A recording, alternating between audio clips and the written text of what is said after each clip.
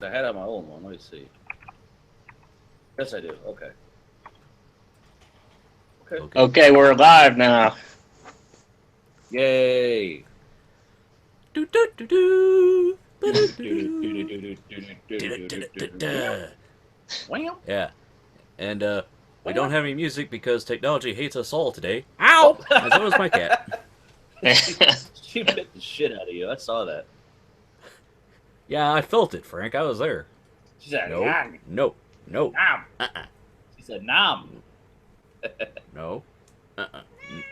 She's the new star of the show, Ben. Yeah. It's her show. We're just on it for some reason. Yeah, that's basically what you say when you have a cat. It's a cat's world. Yeah, I knew just how- here.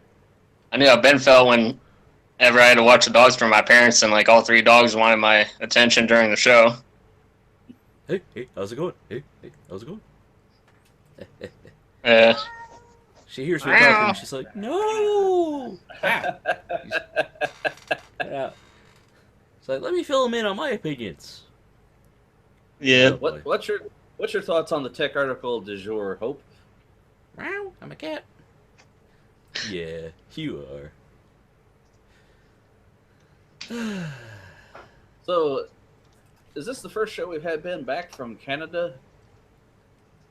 Yeah, it's been a couple months, hasn't it? Ow! Ow! I don't remember hearing that in a long time. Ben fighting with his ow. cat. Ow! That's it. That's it. Somebody's getting kicked out.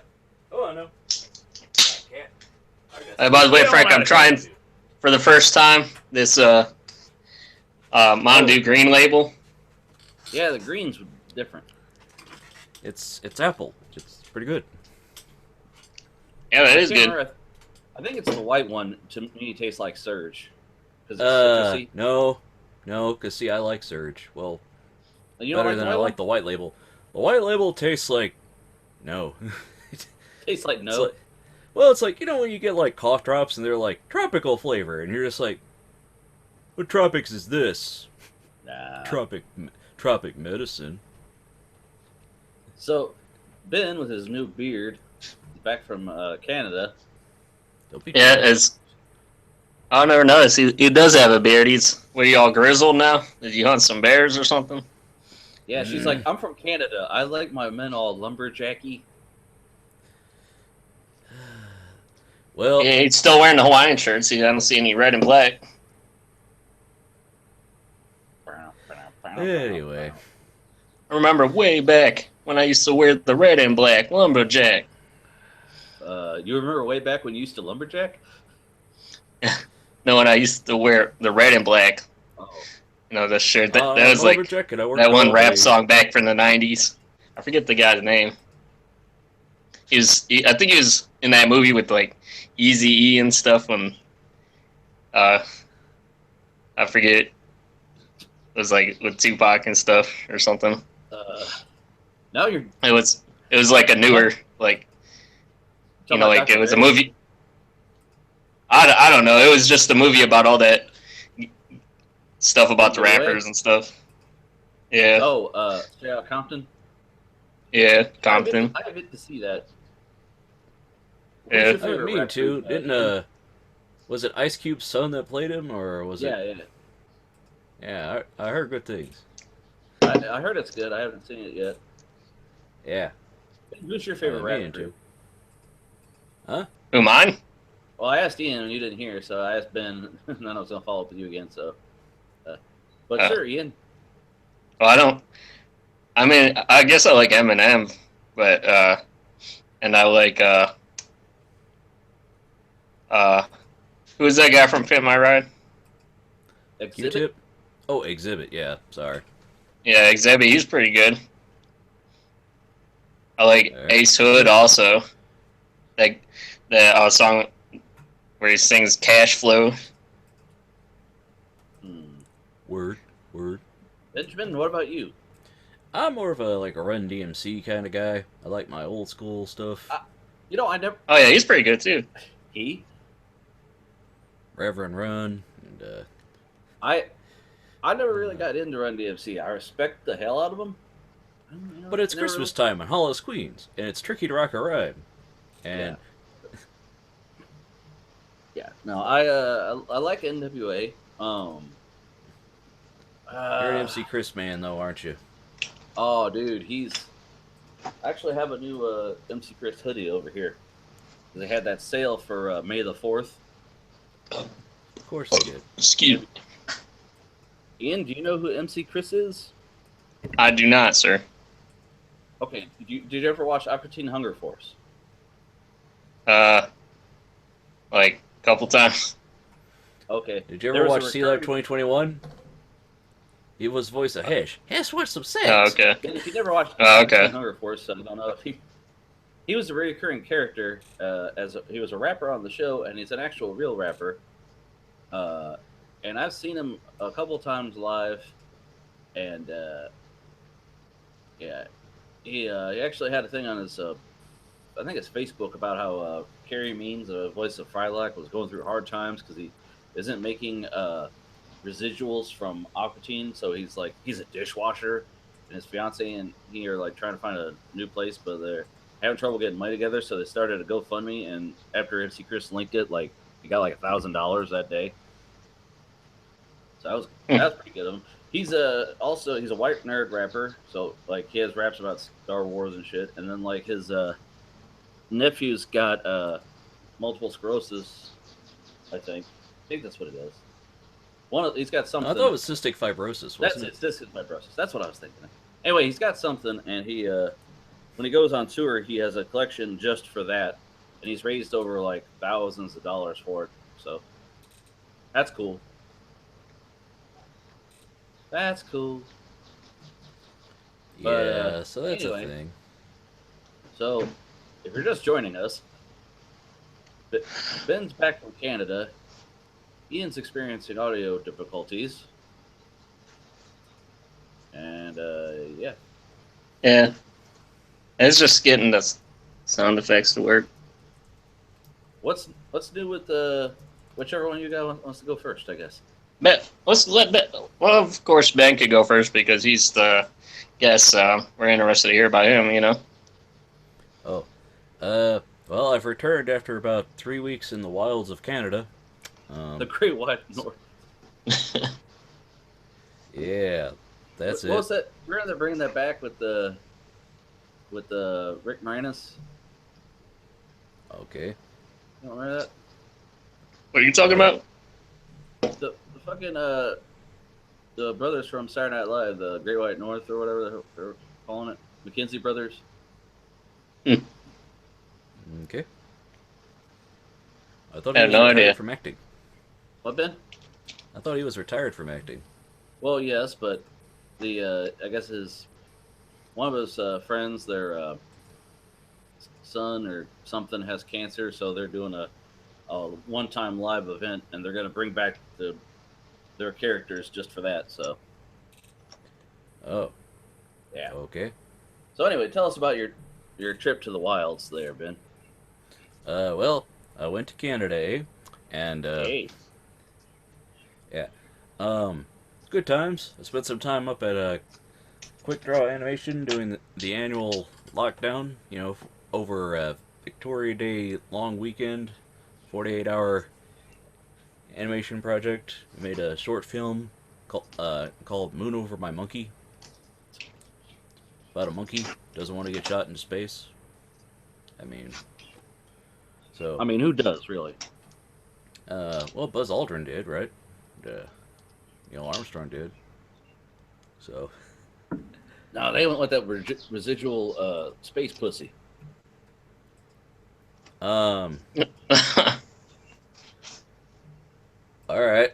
Remember, what was it they said? It's like astronauts get all the tang they want. Think about it. So anyway, I spent 2 weeks in Calgary, and then went back to Regina for a week, and then I'm sorry, that name's still funny. You went where?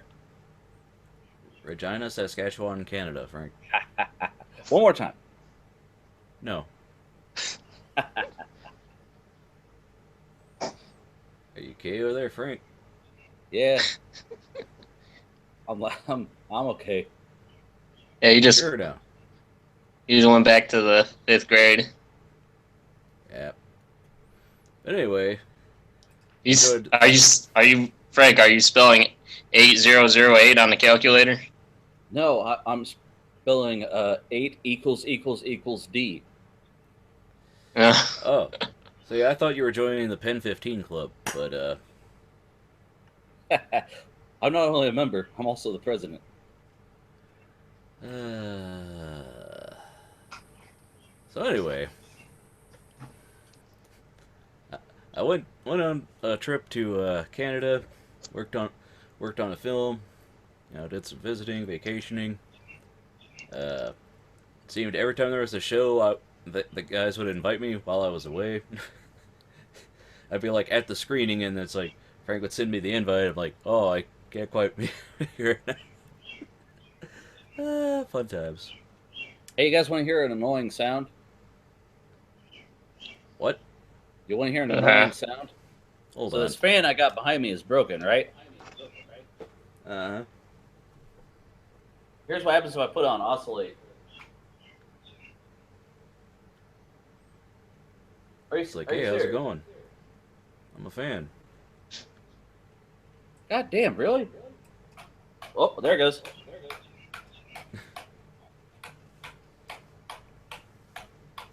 Can you hear that? Yeah. That's fucking annoying. Okay. That's very riveting. I hear birds somewhere. Mm-hmm. Oh, that's probably me. I'll shut the door. Birds outside. He's giving us the bird.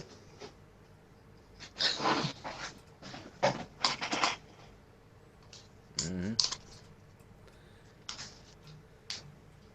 So, anyways, How about you, Frank? What have you been up to? I spent most of the sleeping. day, well, sleeping, cleaning the guest room. Cause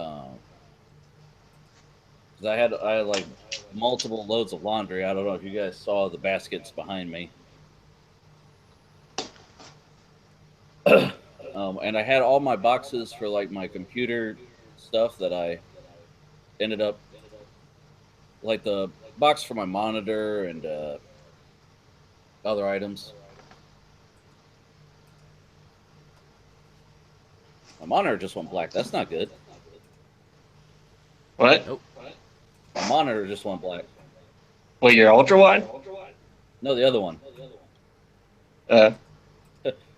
I was worried because, once you go black, stuff happens.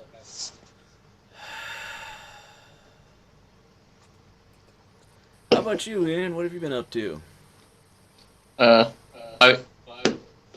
got a new computer case. Yeah. I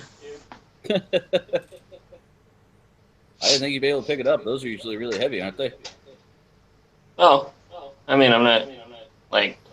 It's empty, Frank. So. Well, Yeah, but mine, even empty, mine was really heavy. Is that plastic or metal? Well, it's metal, but I mean, I mean, I have a weight bench, so I mean, I used to work out a lot more. But Bro, do you even lift? I used Ben, are you to. listening That's on what your I'm saying. I don't lift anymore. Ben, are you listening on speakers? Is that why I hear an echo? Yeah. I'm the luckiest man in the My world. headphones kept dropping, so I said, "Screw it," and turned them off.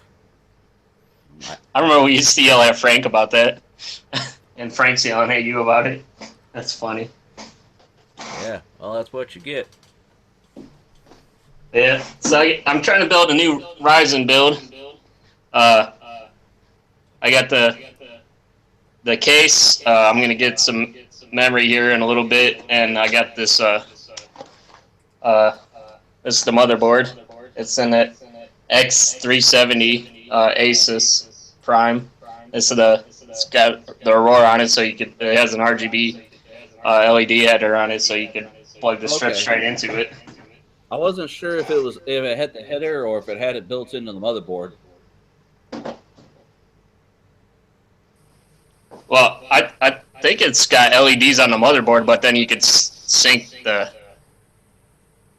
shit to the the lights to the motherboard and whatever other peripherals. Like the video card that I bought for it, the 480 is an Asus too, and that's got Aurora on it too. So,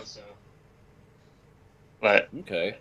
Yeah. So I've been trying to do that. I'm gonna put LED strips on this case. I haven't even put it on my old case yet. So I'm gonna put strips in here and on the old case. So the cool thing is I could just, with this new motherboard, I can just plug the strips straight into the motherboard with the header. But then I'm gonna use for my old case, I'll probably stick with the Wi-Fi adapter for that. Are they is it RGB or RGBW? No, my strips are RGB, and the header the strips is RGBW, but the header on most motherboards is just RGB, so that's what that is. So I won't be able to do the white on there. It's just gonna be able to plug into the RGB part, and the white will probably be hanging off. I'm not gonna try to buy. I've already have tons of the RGBW strips, and I'm not gonna go out and buy just regular RGB. I'm pretty sure it should work just like the white just not being plugged in, Gotcha.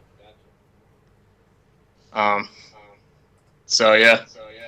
And no, I'm not gonna do the RGB RAM.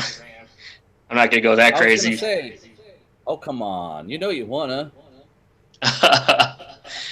Well, I mean, it's like the lights are already gonna overpower the RAM pretty much, anyways. Like you won't even be able to tell if it's an RGB RAM or not. Well, how much were you gonna run? Like 16 gig or 32 or? Well, I only had the money, but I paid for. I'm gonna buy a 16 gig, one 16 gigs thing, so I can have the other 3 slots free to go all the way up to 64. Oh. I was gonna go with 2 8 gig strips, but I was like, I want to be able to go to 64 in the future, and I don't want to have to pay extra just for me to just throw away the RAM, Right. 4 8 gig Corsair RGBs you can get for $312. Yeah. But again, that's just going to 32 then. Yeah, I didn't know what the pricing even was on the RGB RAM. I saw like the headline from Linus and said, that's cute, and then I clicked away. Dude, a single RGB 16 gig, that's got to be like expensive. 2 8 gig sticks is $149. Well, that's not too bad, but I'm just saying because when you go up, like, I don't even think I've seen 32 gig sticks. But once you go up just for one stick, it's like gets more and more expensive, than if you were to buy 2 separate of the same size. Right. Right. But yeah, I'm trying to go early on the build. I mean, I should be able to get the processor by August, something like that. You're doing the 18X or Yep. 800X? Yep. I have most of the parts already, so I mean, this whole build is going around the processor pretty much. The processor is pretty much like the whole computer, Right. So, might as well get the best then. That's cool. It's gonna last me for a long time, So are you still gonna keep like 8.1 or whatever it is on your other machine? No, I gotta figure out a way of putting 10 on my computer like you did. Oh. Wank wank. Oh well. No, because you can get the image from Microsoft. It's just getting the key. There's different ways you can go about doing that. Well, like I said, I have this. I have a full pro version of 7, and on my older machine I should be able to upgrade to the 10 for free because they have that. If you use like the accessibility features or whatever, you can still update to it for free. Oh, and that's right. You're technically blind. Yeah. Do they still do that? I remember them saying that like you could update if you had the accessibility stuff. Yeah, and you don't even have to prove it or anything. Oh, really? Yeah. Like you figure they have a little loophole. But the problem is I could do that on my old machine, but I'm still kind of confused. Like Nate said his computer froze up on his Ryzen build when he tried to install 7 on it. So I don't think I'm gonna, even if I am gonna wanted to put 10 on there, I still have to install 7 first and then do the update. That's the problem. I don't know if I'm gonna be able to do it on there or not. Because you say you can't, it's not officially supported. 7? Yeah. Yeah, I remember him saying that he wanted to put 7. I'm like, I thought you couldn't put 7 on the newer hardware. Yeah. Did he get it working, or he said he had keyboard issues? Well, he said he had like a keyboard and mouse issues. I gave him my PS2 ball mouse, at least that should be able to work at a low level, I would think. Yeah, because what is that, Serial, or it's PS2 at that point? PS2, yeah. So, excuse me. Yeah, if he didn't get it to work, then it's not a driver's issue, because we were thinking it was a driver issue because the mouse and keyboard he was trying to use was USB. It wasn't responding, so I don't know. You were saying it could be the Windows 7, but I don't have newer hardware. I'm still running on the FX chip. So yeah. Yeah, and if I try to install, if I get 10 successfully installed on my FX computer, I don't know if I'm going to be able to, like, even if I like format the computer or whatever, like, I think the Windows 10 is pretty much tied to your computer then. Like, I couldn't transfer it over there. I don't think. It's the way it's supposed the to license. work. You're supposed to like have your Microsoft account. You're supposed to have your license tied to that. So if you change hardware, you log into it and it sees it. But if you just have a key, then it will say it's supposed to be made out by your original, OEM. So I don't know. Well, I bought a full CD like from Best Buy and shit. I don't even have a CD drive, so. Yeah, well, I took mine out of my old one because I just give it more rooms. So pretty much both of my computers are going to be just like no optical drive, My bay for 5 1/4, I'm just going to take it out and stick some 3 1/2s in there, have some more storage space. You don't want to put like a drawer in there or something like people are doing? No, I've seen some people, they put their controls for their RGB in there, like their, what do you call that one? The fan controllers? Knobs or whatever? No. Yeah, there's a knob for, it's like Hue, isn't it? HU? Yeah. I don't know. I don't have any fancy lights. I don't even have a window on my box. The only lights I got bottles of Nuka-Cola over here that I lit up. Right. With my one LGB or LED LGB. Oh yeah, I was meaning to link you. There's this guy that made these Nuka-Cola bottle openers. Oh yeah. On YouTube, yeah. But yeah, I don't know. I have to see if I do have a Microsoft account, but I have to see if I could have my key tied to it somehow or whatever, so I could at least transfer it. I thought mine was, and then after I changed my motherboard, it said, "Yeah, no bueno," and I was like, "Fuck!" And I spent a whole week jacking around with it. But I mean, if you have a full legit copy, you should if there's something happening on your computer, you should be able to replace your computer and keep the thing consistent. Right. Like if you needed it to be updated or whatever, because shit does break down. Are you kidding? In this day and age, nothing breaks down. Oh wait, everything breaks the fuck down. Yeah. Why fix it, man? Just throw it away. Buy another one. Yeah, that's what they kind of try to get you to be like with the computers. You know, like the like printers and shit. It costs more for the printer than it does for the cartridge, or the cartridge than it does the printer. Yeah. So anyway, I see you sent us some links for some PC part picker builds. Yeah, I thought I'd change it up. We never did just like a straight up computer tower build review, so I thought we would do that. And since I was getting into the Ryzen stuff, I decided to pick specifically 1800X builds. So. Okay, do you want me to screen share? Yeah, sure. If I would appreciate that. Thank you. Let me go to. Okay. Can you see Badass Panther here?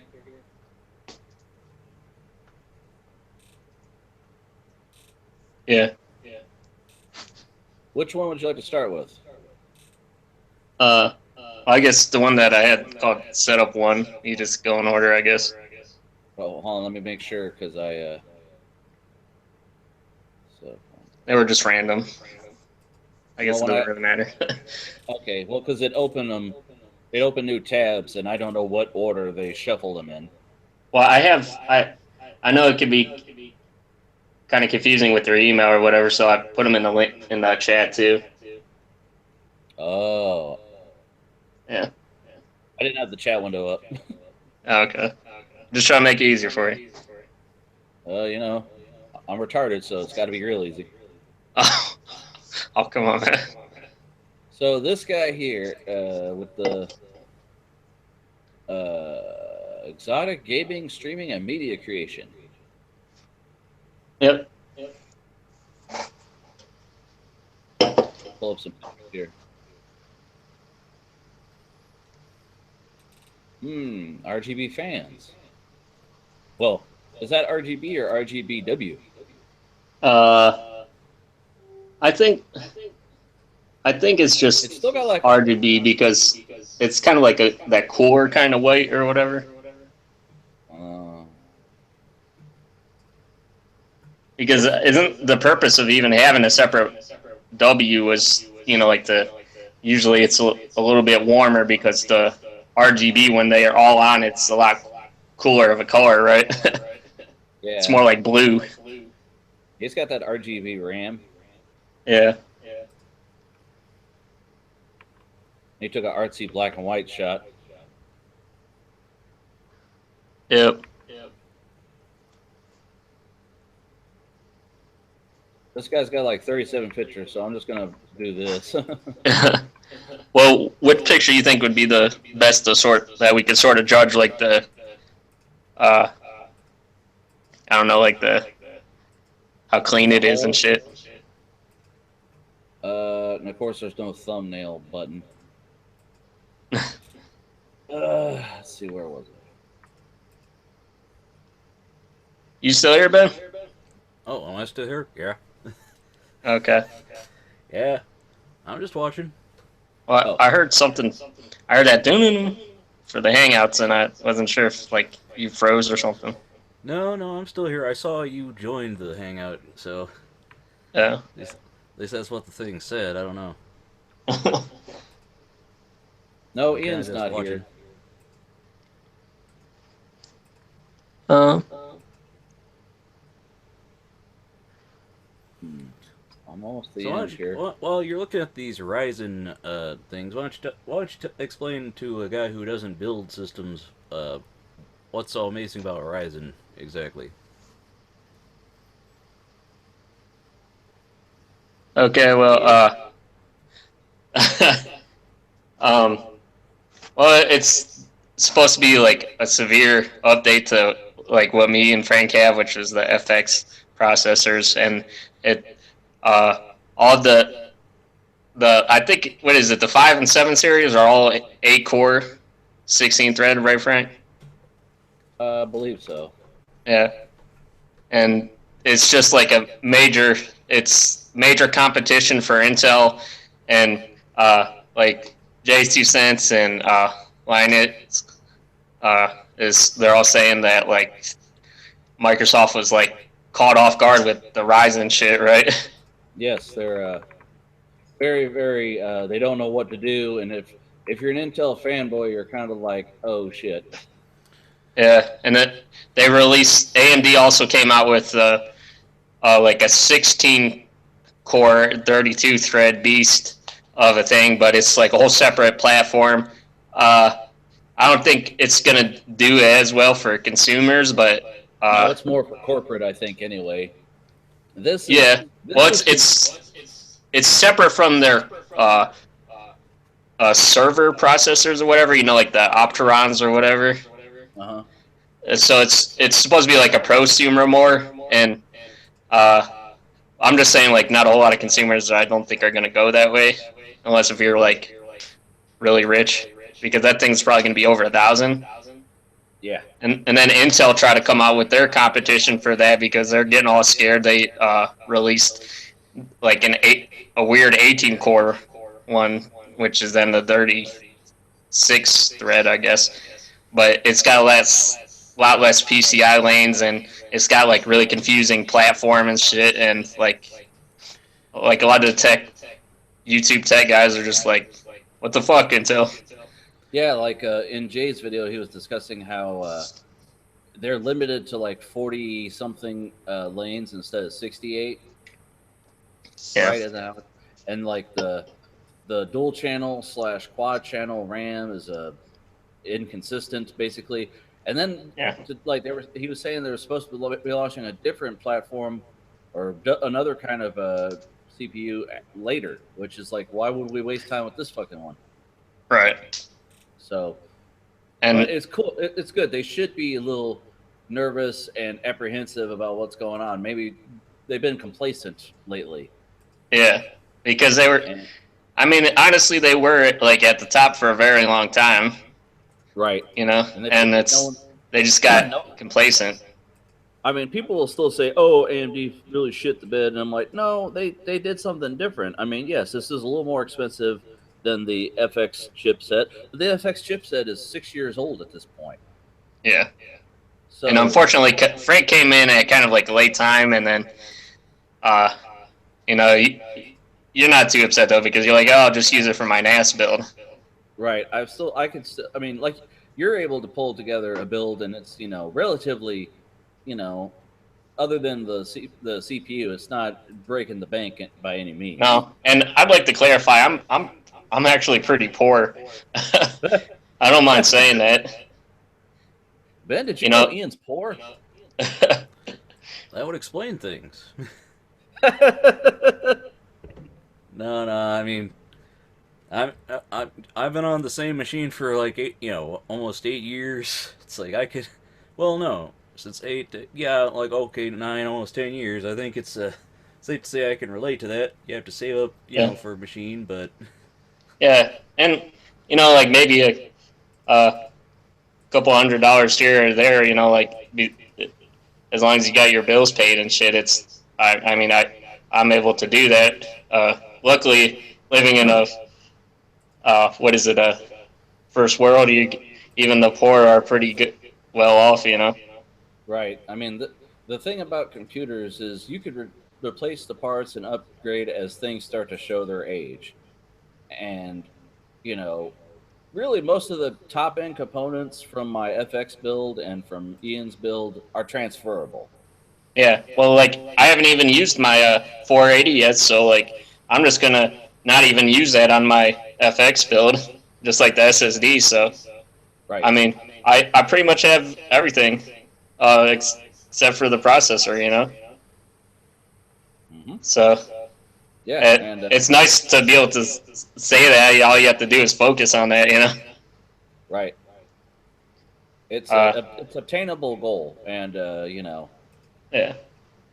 If you do build it, how long have you had your FX setup? I've had it since, you know, I got it when it was all the new hotness in, like, 2013, and I just upgraded it slowly. I used to have the 8120, and then I went up to the 8350. So, like, the main thing was the motherboard was still the same since then, you know, and it's held up pretty well. Right.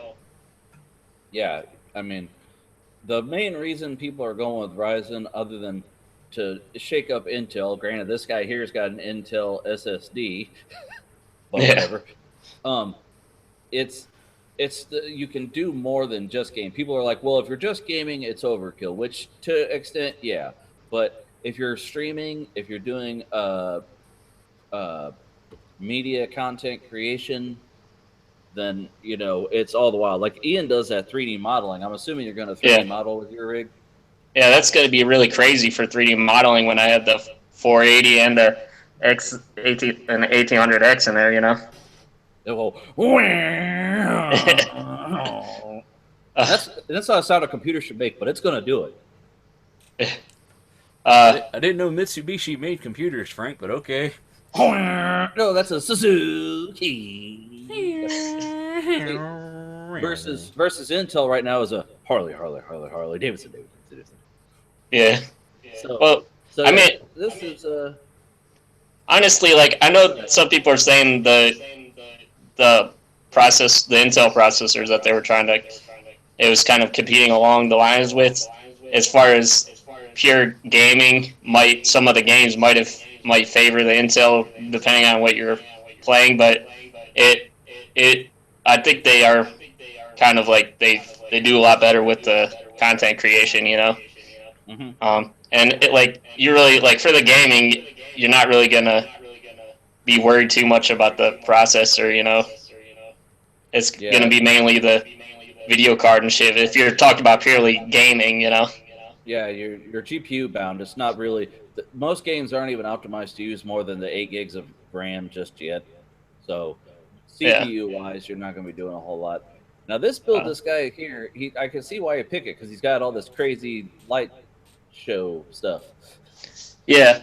Well, I only put one RGB specific in there. So I was trying to give a little bit of a variation, you know. Right. I don't even know if I picked really good ones. I just picked the ones that look pretty good. Yeah, this guy's got he's got the Republic of Gamers Strix graphics card in there. He's got the NZXT CPU cooler radiator. So I mean, he's got a bunch of higher end components here.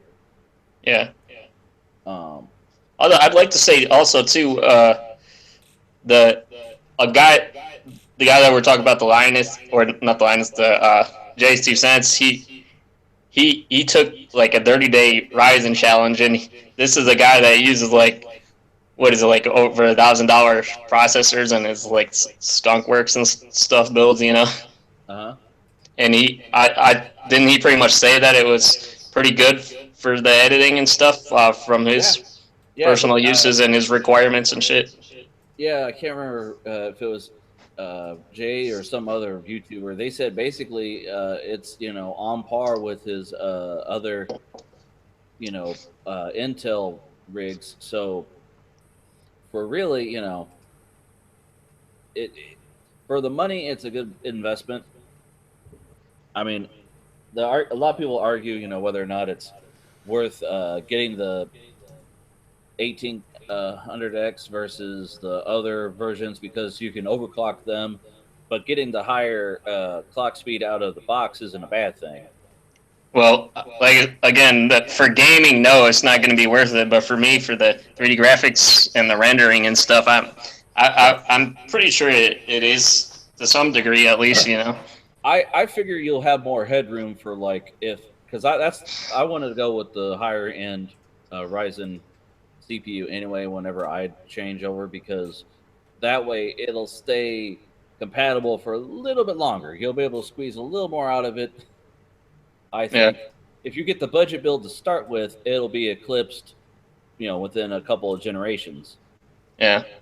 And honestly, like if I buy the 1800X or the 1700X, I won't be able to afford those until August anyways, because again, each month I only have like a few $100s or something, so I wouldn't be able to get it within a month anyways.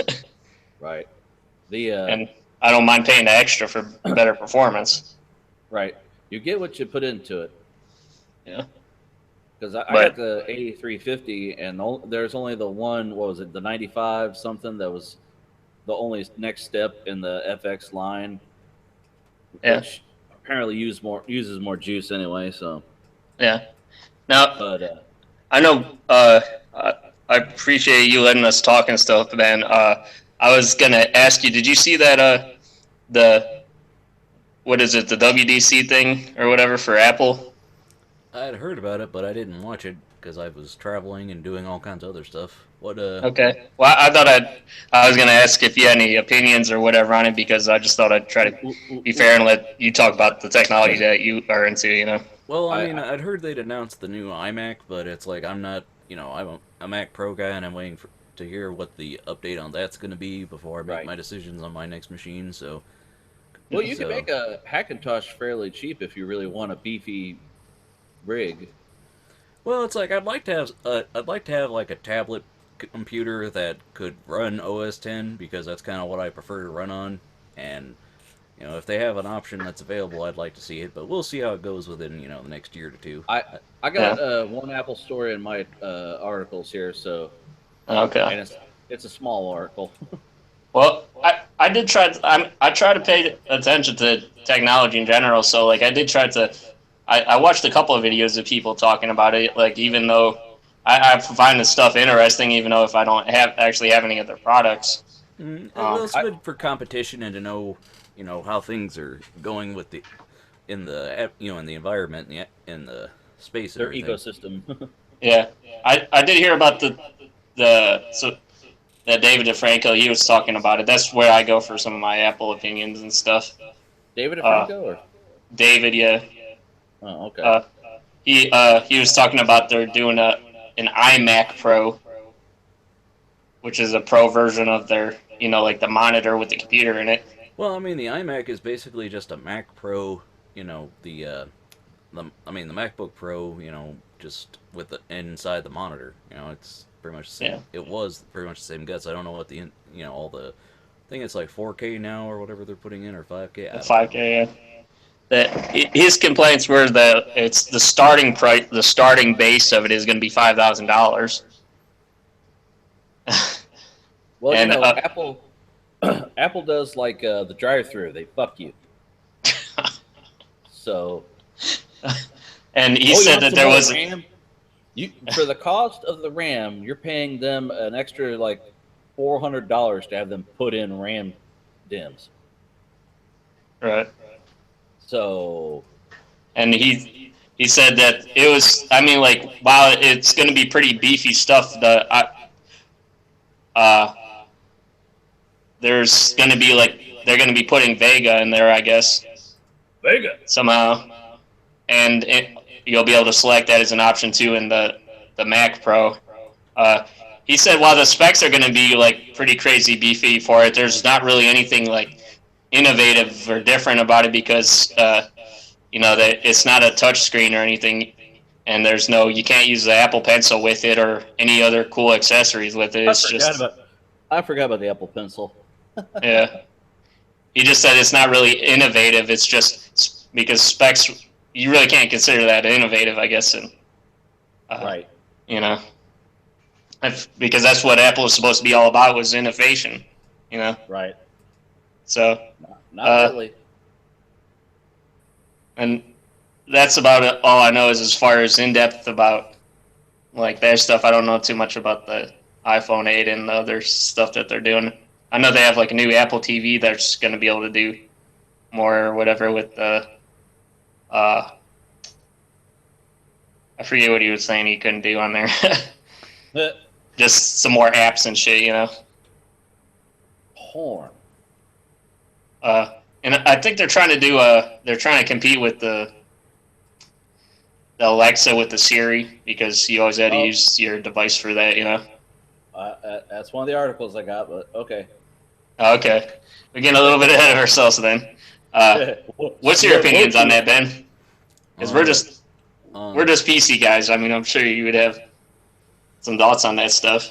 Well, as far as like innovation and stuff, it's like Apple kind of does their thing of like they sit back for a while and they watch all the PC people fluster for a while and then they roll out their version and it looks all nice and then the Apple people jump on it. So Yeah.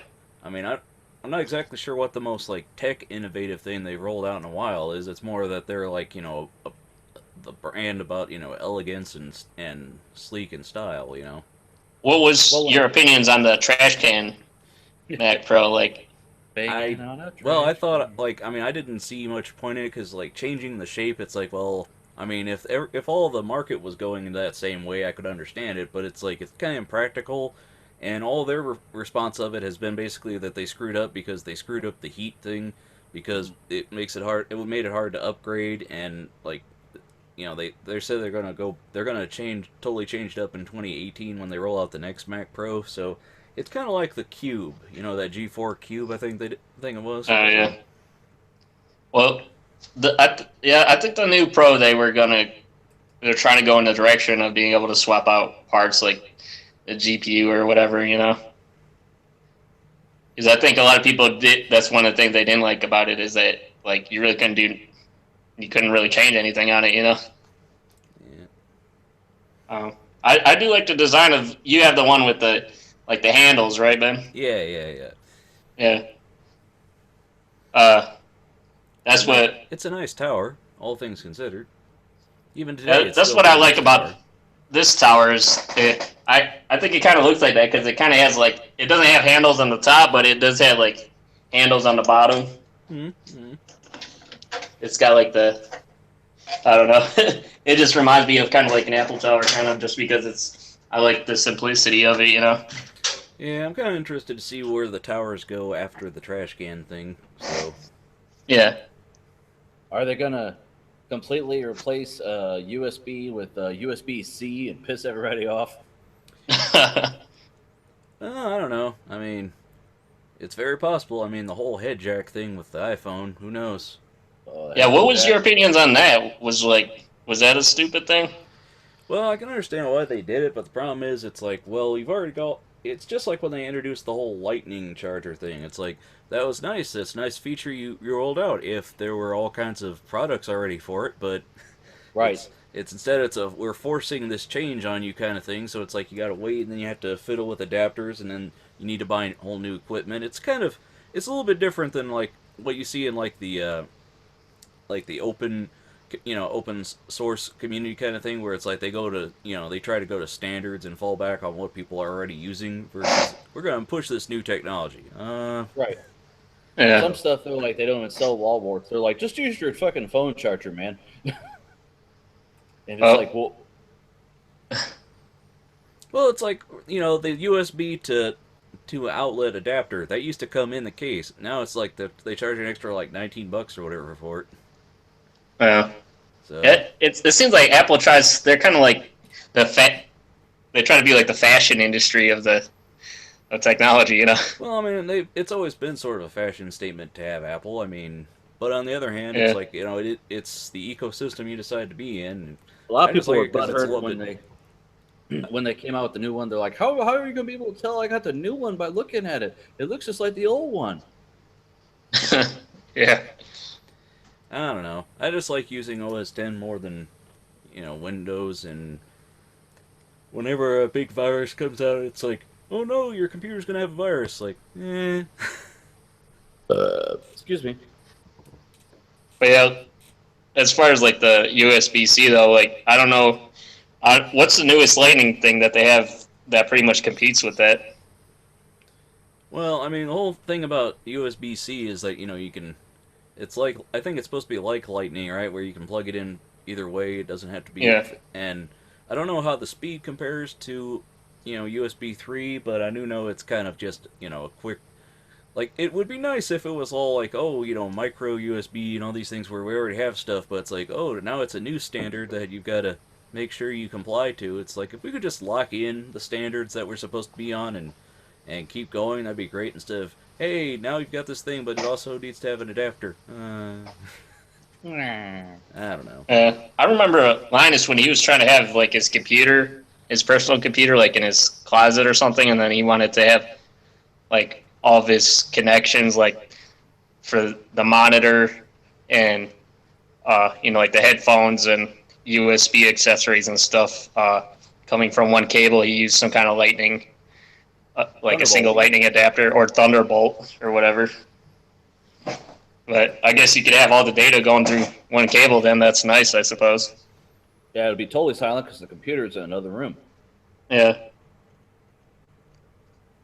See, I originally wanted a silent build, which I kind of have.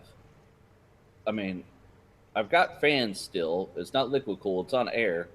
But unless I'm really, humming along graphic-wise, I have yet to have this thing, be that loud. So, yeah. But this thing that the guy here's got, all these LEDs, man. Woo! Yeah.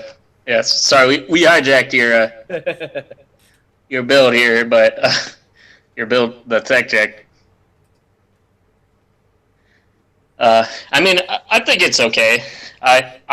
It kind of interested me because he was talking about, he's using that for, it's like a mega setup for gaming and the streaming and content creation, It serves the purposes you want it to do.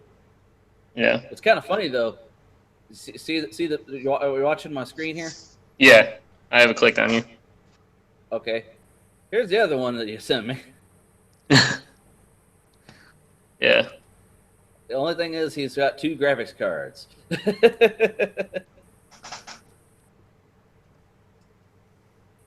Right. Is that a Crossfire or SLI? I see the bridge. It's hard to tell what cards are they. Does it say in the description, in the list? It says, I was just trying to go by the picture. It says storage. Where the hell? Oh, GTX. So they're SSLI. Yeah.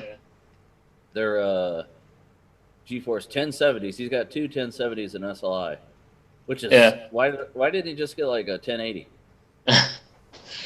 Right. I mean, not to be an asshole. I mean, you never, Frank. Are those?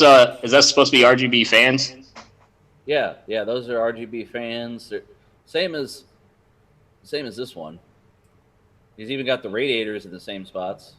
Yeah. And an NZXT cooler. Yeah, that's one thing I'd like to get is RGB fans, but they're so expensive. But I did see. Did you see it? I think it was I forget if it was Linus or if it was Paul that did some kind of, he went to one of those tech events, and I guess Nashua is making these adapters so you could just use like a regular clear fan, but then put this the RGB like ring around it, so you don't have to get an RGB specific fan, man. Oh. Yeah. I had to open this and see what the hell this is, because in this first picture, I was like, man, look at his GPUs look huge, because he's got 2 of them with that giant ass SLI bridge. And I was like, man, and I like his cabling, how he's got the the connectors and everything, make it really tight. But look at the top of the back plate of his top GPU. I was like, what the fuck is that? No, like what it is? No, what is it? Card. A Wi-Fi card? Yeah, it's his scroll down here. Yeah, Express PCIe Express 1 802.11 network adapter. I used to do that in college, but it's unreliable, man, for your computer. Look at this thing. It's got 3 antennas. Yeah, it looks like a spider. Some of those routers. For what, $50 or not even $50? You can get some what do they call those fucking things? Power line adapters, like I did. And just plug in Ethernet. Because I mean, I don't know. It's good if you have newer wiring, I suppose. Yeah, at least have to have that. But yeah, it made me go, "What the fuck am I looking at?" Because that giant, I think it's a heat sink on the bottom, really stands out. Well, what's the card? Is that like a rainbow effect on the card or something on the backplate? I think it's just an aluminum backplate, and then the fan is reflecting off of it. I He's see. got fans on the top too. See, Yeah. so but The, see, here's all the parts. See, there's his adapter right there next to his Ryzen box. the adapter for what, the AM4 socket? No, the Wi-Fi adapter. Oh, That we were just looking at. And it's got the Hue Plus. I think that's the controller for his right. lights. Well, now, if you get an RGB thing, would you rather control it with the controller, or would you rather just do it in the software? It depends. I mean, some people like tactile switches, man. Well, it's faster that way, I guess. Yeah, you don't have. Plus, you don't have to worry about if your computer freezes up. You can just turn the fucking knob anyway, and it still works. Yeah. It's like hardware switches on a, on a phone. You get the Android buttons or the on-screen buttons. Look, he's got a tempered glass build right behind it here, connected to his TV. It looks like. Yeah, I was thinking about going tempered glass, and I saw that Paul had a video on. There was a tempered glass case for only $60, but it's not going to come until the Q3 of this year. I saw that. Now this also, he's got dual M.2, which you can run on one of these newer motherboards. Oh, what? He's got two M.2 cards. See, look right here, where the PCIe slots are. Yeah. Hold on. I think the call dropped on the computer.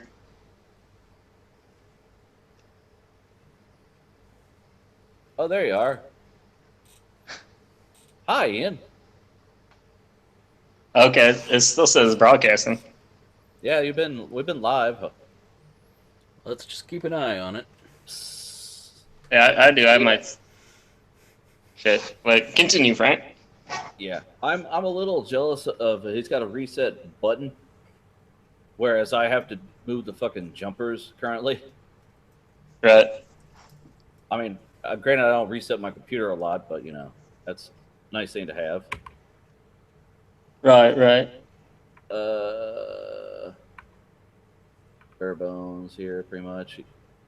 He's building on carpet. Oh no! See, there's his Hue controller right down there in the bottom right, I think. Oh, okay. I think that's what it is. I don't know how. Like, there's no knobs now that I think about it on the Hue Plus. Let me go back to the main page here. Hue Plus. Where the fuck is it? What are your thoughts though, Ben, on those? I mean, are they kind of too flashy for you? Well, they both kind of look the same. I mean, are we comparing them to each other or to anything else? I mean, I guess to each other, I guess. I mean, it's nice to have the other one lit up, but it's like, the other one has 2 cards in it, right? So. Yeah. I guess. I mean, what do you think would be fair, Frank? That these are all 1800X builds, so like, I don't know. We're just mainly trying to judge like appearance and how clean it is and stuff, right? I don't think it should matter if they have like an NVIDIA or AMD card or whatever kind of card, No, I mean it's. I don't even know what kind of card did this have. Republic of Gamers, what model? He's got a Logitech cable line. He's got the Hue Plus also. Where the hell is his damn graphics card? He's got a lot of shit in this build. Oh, here we go. He's got a 480.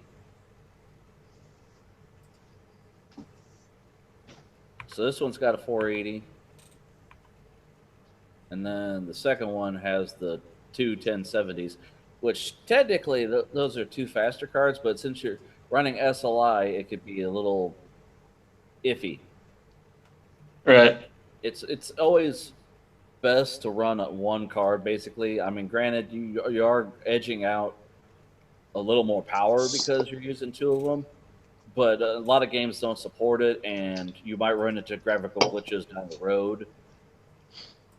Yeah. Well, usually when people do like those 4 cards and shit, that's just like bling or something, you know. It's just for bragging. Right. Newer ones only support Crossfire SLI. They won't do like 4-way or anything like that. I wonder, will you be able to crossfire a 480 and a 580? Probably. The way it worked before, if like you had say a 390 and a 290, you would basically be limited to the output of the weaker card. Right. So you could, as long as they're around the same architecture, like if they're both Polaris chips, which those I guess are, it might work. I'd have to Google it and see to give you an exact answer. Well, Can you crossfire? I would, even if that's true, like I would still buy a 580 just because. Did you see how expensive the 480 is now? That went up to $500. Oh, the 480, yeah. Yeah. Why is it doing that? It's crazy. I don't know, because I mean the 580 was cheaper, and it was basically, yeah, it's like half the price. A lot of people were like, well, like it's technically, everyone said it was an overclocked 480. Like they were even flashing the BIOS of their 480 with 580 BIOSes, which is stupid. Yeah, that's dangerous. Yeah, I mean, I imagine you'd be able to. I don't know why you do it for the cost of let's see, what's a RX 580? What do they go for now? Was it like 230 or 240 or something like that? 8 gig, well, let's see, 260 is I think the cheapest I'm seeing. 254. Yeah. Mid 200s though. Yeah, I mean, up to, hell, this one's the one this guy has though, the Strix ROG. Oh, he had the 480. Never mind, he didn't have the 580. Is up to 425. Yeah. But yeah, the 480. I thought it would edge it out. I like, you figure it's the lower stock. I mean, yeah, here you could get a 4 gig. Where the hell's the 8 gig? 250 refurbished. I don't know. It's all up and down. It's like gas prices. I don't understand it. Yeah. Yeah. I like open box stuff though. I'm starting to like that because like with Micro Center, that's what I got for my motherboard. I got a $150 motherboard for open box for $95. I paid 10 extra bucks for a 2-year protection plan on it. So like if something is wrong with it, I could just return it and it's fine. Right. And I had the guy check all the accessories were in it too, so it's good. Cool. That guy probably did. Are they on commission, you think? Yeah, they got to be. They're really good. To be that helpful. Yeah. They seek you out. It's like, hey, you're spending some money on some computer shit. What do you want? I'll go find it for you. Tell me.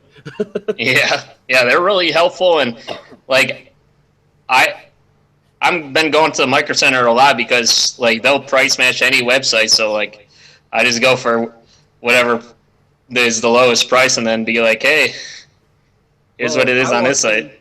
Right. I walked in with my smartphone in hand when I built my computer, and everything I looked at, I only overpaid for one item because I wanted the convenience of having it was my hard drive. I wanted to have it there in hand versus wait for the fucker to be shipped. Yeah. And the only thing they couldn't do better on price was the case I wanted, and I think the power supply and CPU cooler, because I wanted a big ass Notchua, which I don't think they had, and for some reason the power supplies are just cheaper online. Yeah. But no, it's nice. It's better too because it's right there in the store. You know it's going to be in perfect condition and everything. You don't have to worry about something going wrong with shipping or anything. You know. right. Ben, would you have a flashy computer like this, or would you rather just have a sleek box? Well, who am I supposed to be showing it off to? The girls like flashy colors, right, Ian? Yeah. I'm just saying, to me, I care about having a fast rig that does its job and doesn't make too much noise and lets me work. So, you know, I don't care about making it look cool. I mean, as long as it's a matter of pure processing power to me and what it'll actually run too. Because did you see that Snazzy Labs Hackintosh build I sent you the video link for? what, the quiet? Yeah, he made as a tribute to the Apple Cube. He made a computer. The case was aluminum, so it acted as one big heat sink because it didn't have any fans on it. And it was Intel, so it ran the Intel integrated graphics. So there's no fans in the GPU. It's like you could put a GPU in it, but then it's not silent. Yeah. So SSD, all that. But you know, the case was $300 fucking. So Yeah. I mean, I could understand that view. The thing is, for me, is like a lot of these components that you do get, like they already look good anyway. So you might as well put in a little bit extra effort in making them all look good together, kind of, you know. yeah, I mean, if you have the window and you want it to be seen, I toyed with it, but then I figured, well, I'm not going to have the lights on all the time. So I figured it would just, be a waste. Yeah. Well, like when I built my FX build, I wasn't really cared about the look either. But like, I just bought random parts and they kind of matched and looked cool together. I was like, I might as well just like, because they were all like blue LEDs and stuff, and I wasn't trying to do that on purpose. I was like, I might as well just stick with kind of like a blue theme and kind of make it look cool, you know. Well, I told Ian when I was building my setup, I originally didn't want a window at all. And then, like, my graphics card has LED on the side. And when my motherboard fried, my replacement that I got for $100 ended up having RGB on it. And I'm like, well, fuck, I could have had a window. Yeah. But, yeah. So, I mean, pretty much if you buy something that's, like, really powerful and stuff like you, and it looks good, I mean, you might as well show it off, you know. They had a lot of money for it. I don't care to buy for stuff to look cool though. I buy, planning to future proof. Like when I bought this machine, I wanted it to last 10 years, and I'd like my next machine to last as long as I can. Yeah. Well, I'm just saying, like, if the parts that you have in your computer that you didn't really care about, they probably, in a way, probably still look cool. So I'm just saying. Well, it's like I don't know. I just don't see the point in putting lights and stuff in there. But that's just a personal preference thing. It's all about style. I mean, my studio is a little cramped right now, so making it look pretty ain't exactly the top of my. Right. Well, a couple of these builds, I think the other, like one or two of them, I think didn't have lights on it. Like the one I wanted to mix it up, and I put more of like a Skunkworks type build with the hardline tubing in it. I think that's the third one, Frank.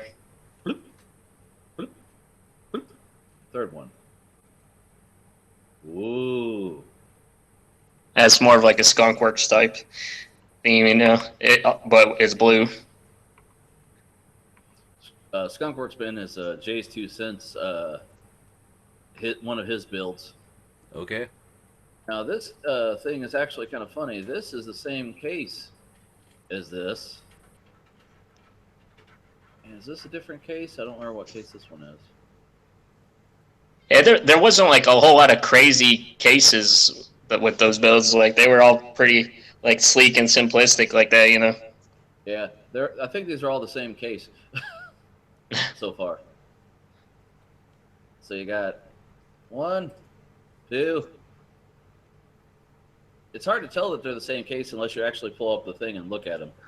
Yeah. So that must be a popular case. Yeah. They lend themselves to a bunch of different situations. Yeah. Well, what are your thoughts on the hardline tubing? Like, that gets expensive too. Yes. Yes. I mean, it's very custom because it depends on your layout exactly. Yeah. Um, It reminds me of like Frankenstein and shit because of all the tubes and stuff. Depending on what color, if it's green, it reminds me of Nickelodeon. Yeah. But I mean, Just like those chemical labs and shit. Right. I mean, I would expect it to make all kinds of whirring noises, like a Pee-wee's Playhouse kind of. Right. It looks cool. I wouldn't run it myself because I'd be so afraid I'd fuck something up, and it's bad enough thinking you have electrical problems. Then, oh no, my radiator's leaking. Yeah. Oh look, he's got an actual setup though. Yes. Logitech keyboard there. He's got one of those docks with hard drives plugged into it.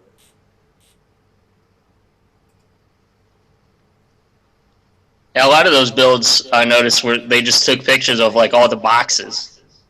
Yeah. Not this guy, but Yeah. most of the other ones. Like this guy. Let's see here. Oh yeah, look at the boxes. Is that like when your rapper's got a bunch of money laid on a table with a gun? Yeah. Well, it's kind of like boxes. You ever see those some of those tech YouTubers actually have like a wall display of like the sides of the boxes, like all like a collage on their wall and shit, of like random motherboard boxes and shit. No, I don't think I've seen that. I've seen a bunch of guys on like Reddit with they literally take a picture and they'll label the picture wall art, and it'll just be their empty boxes taped to the wall, like double stick tape. And everyone's like, "No, dude, that's ghetto. Get those fucking boxes off there."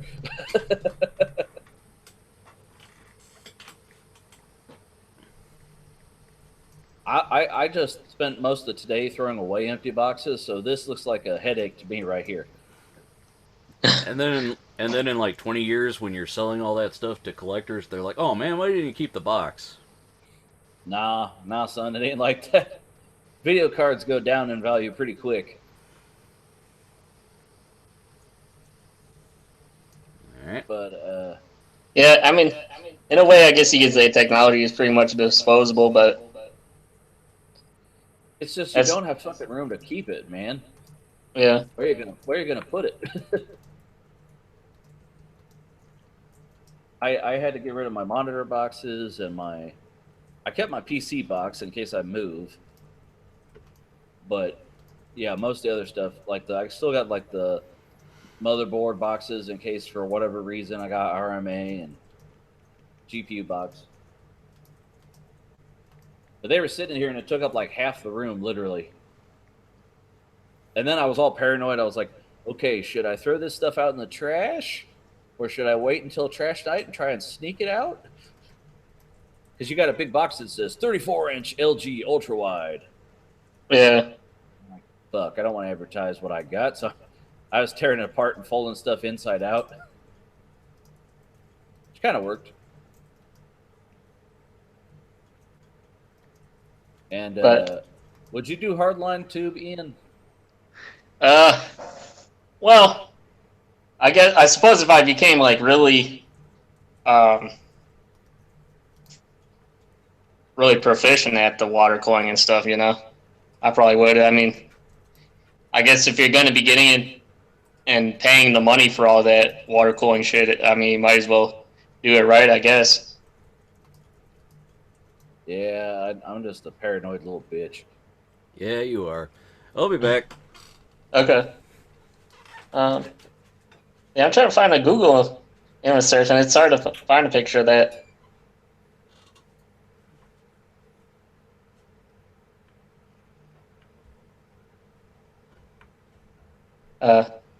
I forget what YouTuber does that. There's so many tech reviewers and shit. Right. Wow, this one's actually kind of crazy. Oh, the last one? That inland case. Oh, yeah. Yeah, you like the infinity mirror thing? That's kind of cool. Yeah, some people are doing that stuff. I've never seen that. All it is a mirror on one side, like regular mirror, and then you have a little bit of it raised a little bit, and like LEDs, like strips going around like a wall, and then you have a double-sided mirror on top of that, and then the mirrors just like keep reflecting off each other with the lights in between them. I don't know, man. This guy, it's a cool build, but this guy's whole setup's a little janky. It's janky. Well, okay. Oh yeah, I do have a criticism about that with the LEDs. Well, like, yeah, he has the LEDs where you see the actual LED strip. You're only supposed to. There was a guy on Battle Stations last week that posted his setup, and he had his lights coming around the back of the desk and up the sides. Oh, you mean? I said, it's like Christmas lights then. Yeah, I was like, you don't want to see the fucking things. I mean, the thing is, it's supposed to come off, and you're supposed to see the light coming off of it, not the actual source. Yeah. So, like, here, if you're looking at that angle, you're just blinded. It's distracting and it's kind of stupid. But no, I was saying it looks janky because it's a little dusty, a little dingy. Yeah. Dirty. I guess I see that now. Like, hold on, let me let me pull up the guy I was talking about here. Just for argument. No, we're not criticizing this guy's station here. This guy right here.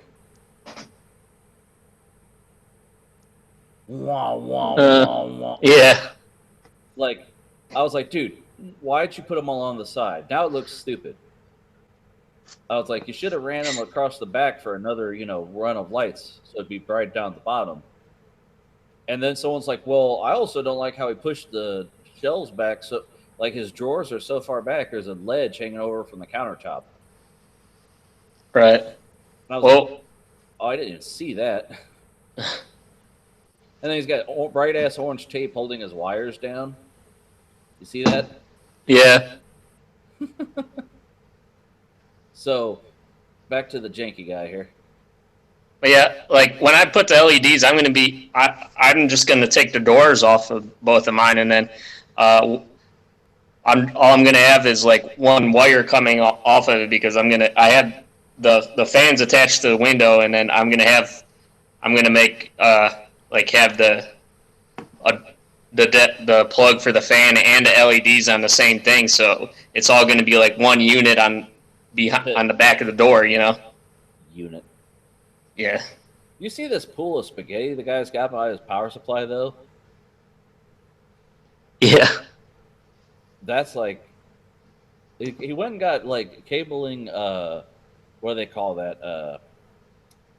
Where they're all, like, custom wrapped and all that. Oh, you mean that sleeving? Yes. He's got that, and then he's just got spaghetti down at the bottom. But, okay, that's whatever. That's wires. You can change that out, whatever. Then, okay, that's kind of cool looking. And then you get over to, like, his actual... First off, his desk is dusty as shit. You get over here. Well, first, look at all these wires reflecting on the back of that nice EPYC case. Okay, so he's got a speaker on top of his monitor?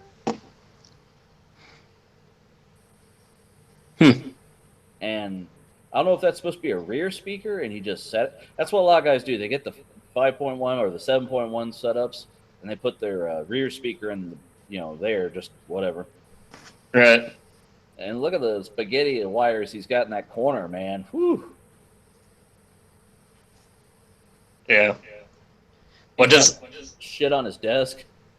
Is that like lube under the monitor? I have no idea. Oh, there's his water cooling stuff, I guess. Yeah, he's so hardcore he uses a thermal paste. Whoa, look at all those wires. But so that thing doesn't have a basement or anything on it? No. If you go to the first picture, see, you can see the top of the power supply. You see the top of whatever the hell That is, You don't I don't know say, what that Mr. is. Bond. Well, That is is that a modular power supply? And he still has all spaghetti? Let me look. I'll bet you not. Let's see. Power supply. It's fully modular. Huh. Yes, it is. I don't You'd know think why. it'd be a lot neater then. He probably got the cabling and then said, "Fuck, I don't got anywhere to hide it." Because he doesn't have anywhere behind the motherboard tray to stick it. I think. Oh, it's not one of those kind of cases, huh, where you can Well, look feed at it through the grommets. Well, I mean, look. There's, there's no space on that side. Mm. You can see you can see his hard drive up there. I don't know. I'm confused. Let me see. What? There's his motherboard. I don't know what the hell's that on top. Is that a USB stick? That's a good question. I'm scrolling through these. I haven't looked at these beforehand. I apologize. It's okay. Oh, it looks like he had it on. No, was that a heatsink?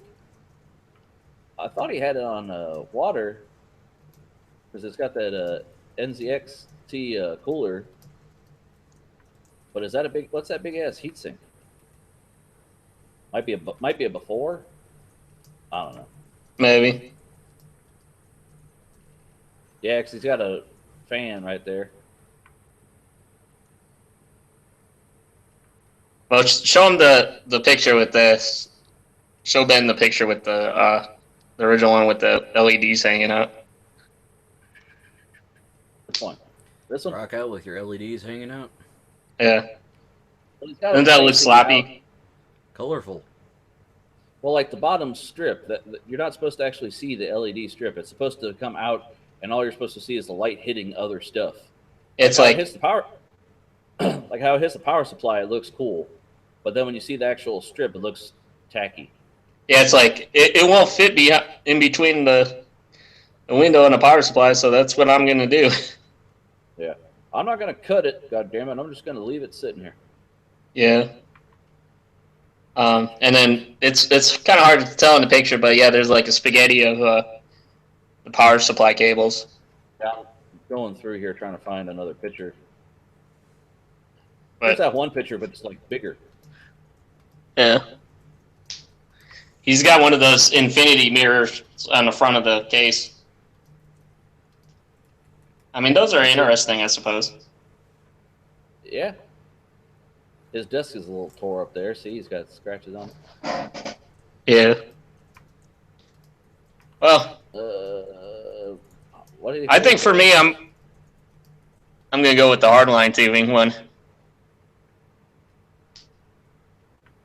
I mean, As far as aesthetically. I think I would probably go with the first one. Close that out. But I mean, if you're going for just a straight build, what graphics card is this? I saw it's a GTX. I don't know which version. Or is it a water cooled?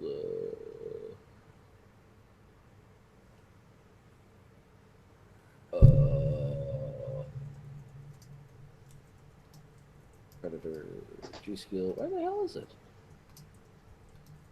Mid tower.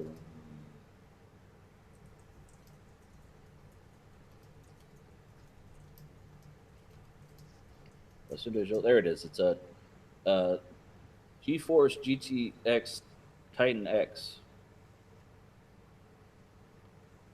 Okay. Ben, there's the infinity mirror. Do you see it? Uh-huh. Looks kind of cool. Yeah, they had that shit at like Spencer's or whatever. Never saw it before. But so you like that one best? Yeah, I like that one because it's very clean, you know. I do, and I can appreciate all the effort and work it put into it. I'll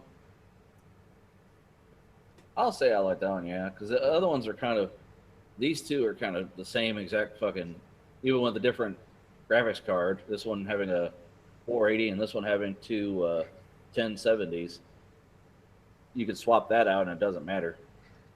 The thing with me is like I think it's like too much color. I mean I like RGB stuff, but I like it to be all the same color, you know. Oh. And then like if you have it like flashing, you know, like changing colors, but it's all at the same time. So you like red, green, blue? Not. Oh, you like red or green or blue? You don't like red, green, blue. Red, green. No. It's I like color themes, I guess. I'm more of a theme guy. Yeah, he didn't really have a theme. He just has here's some bright colored shit and a dirty ass desk. Yeah, it's like a unicorn threw up on it.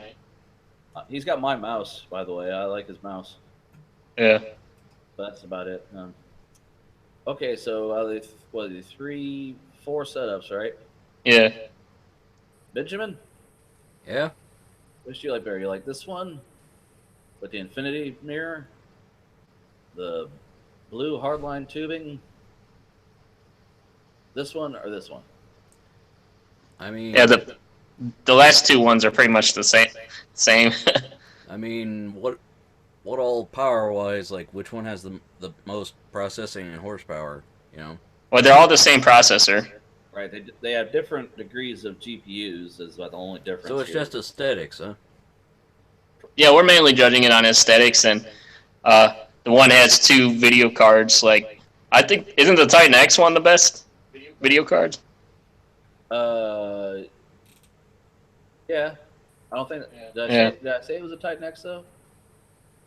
I thought you did. It's a where the hell is it? I had to look at yeah, Titan X. You're right. Yeah. So he went with a beefy, thing, but the one me and Frank are going with, like, we chose because it's like very clean and it's like not too gaudy, I guess, with the lights. Mm-hmm. Show him the hardline again. boom. Like the blue bin? Yeah. It's like, it's not too flashy. It's more of like a clean. It's all organized. Like the cables and stuff. I mean, if that's your thing, He's more organized than this guy. Yeah. I mean, this guy afforded better hardware, but he kind of just dumped the shit everywhere. Yeah. I mean, I don't know. I figure you would probably agree with that, Ben, because, yeah, it's not as much about the looks as it is just about being, like, clean and organized, I guess. Yeah, it's practical. I mean, it's a little, I don't know, the blue and then black and then white, it's a little too, monochromatic for me. It's a little, I don't know. But then again, the others were basically like all dark with a couple of lights to offset them, so I don't know. I mean, I think the guy with the infinity mirror could have been alright if he like cleaned up the rest of his setup too. Yeah, it was a little sloppy. I mean, if you just like tightened some stuff up, I'm sure it would have been a very awesome build. So. Yeah. What's the username of this guy? Because it should have listed on the list there. New York, NYC Darkness. All right then. Hello, Darkness. The tables have turned. Yep. The guy says, "I know it's Intel Blue. I know." Yeah, that's the name of it. But he can run Crisis. Yeah. So congratulations, you win the internets. One free internet. Yeah. You won our vote. I just had two I wanted to show you real quick. You had more of like a battle station. This guy, he's like, hey, here's a simple, clean, white and black sit-stand guest bedroom station. We call it the guest station. And then someone's like, not for a second do I believe this is you let guests use this or it's in a guest room. And it's like, oh no. This is why I have the comments here. He's like, oh no, I posted my setup a couple weeks ago. That's the minimalist bedroom Siri controlled PC. Nice. I guess he likes Razer. This is fucking expensive. Those are $200 a pop. So he's got to have at least $200 in that. Maybe. What are those things? Those are those tiles. Those nano leaf bullshits. It's $200 just for one of the tile things? I think. Let me look. Nano leaf. There we go. Nano leaf Aurora. Oh, did they go down? Hold on. Oh, expansion pack. Yeah, 3 panels is $60. Huh. I think it starts. Uncommon Goods has it at 200. eBay has it at 300. So, it's RGBW. Ooh. But yeah, 3 panels. You get $60. So, but anyway. Yeah, that Wi-Fi adapter that I have is capable of doing RGBW CW, where it's the cool white too. Ooh, that's standard known. Well, yeah, you can't even really find any strips that have that in, like on Amazon or something. I think there was one strip, but it was like one of those Hue strips. Oh yeah, that's like $100 or something, just for a strip. I like this little like micro RGB keyboard here. Oh, is it with the note or the number pad cut off? Yeah, the 60% or whatever it is. Oh, okay. But yeah, he's like, oh no, that's my guest computer. So he dumped $200 or more on the lights, and then on his guest room he dumped another $200. I do like the fucking monitor here though. Did you see the? I think it was Linus. They reviewed a really weird keyboard where it's like your fingers were in like each in like a pod with like keys in the pod or something, and it was like supposed to let you type faster. No, never heard of it. It was like the keyboard was split up into 2 different things. Like those ergonomic ones? Yeah, but it was like an ergonomic on steroids. Oh, one of you dropped out, Ian. Yeah, no, it said it was the connection was lost. Okay. I just wanted to show those real quick. They weren't up for any kind of consideration. I just saw them and I was like, look at this fucking guy. Look at his fucking face. Yeah. You weren't able to get any music working at all, sir? No. Okay. Well, would you like to go through some news articles? Yes, sure. You can start with mine. News. The news. Okay. The news. The news. Let me see where I'm at here. Look at the sidebar for my... The Bears. Which story? Oh, here you go. AMD's dual socket 64 core. Yeah, I linked that to you before. I was looking at the chat to see which order they were in. Okay.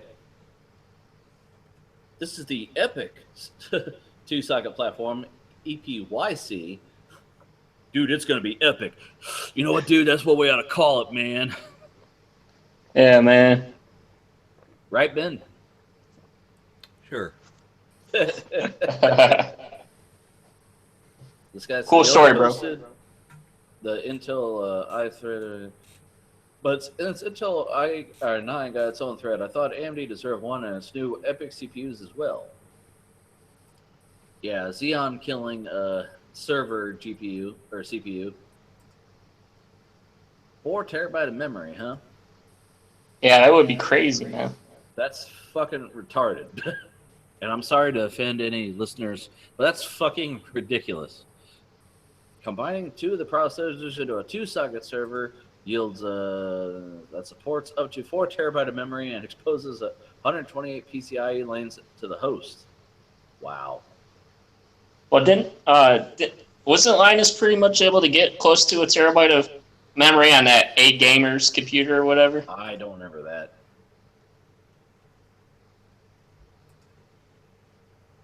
You had like one of those. It had to have like a dummy motherboard pretty much to be able to put like 8 video cards on it.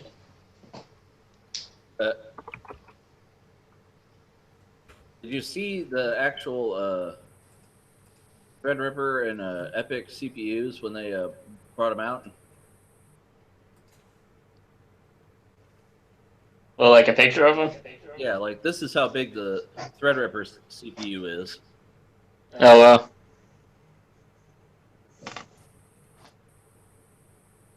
And then, where the hell's? Yeah, here's the one I saw. The launch. She was holding up all these chips. She's like, "Here's the newest chip." It's fucking huge. Yeah. But I don't think. Yeah, I don't think prosumers are even gonna. Maybe Linus will have a couple of these. But I don't see like Jay or Jerry getting their hands on one.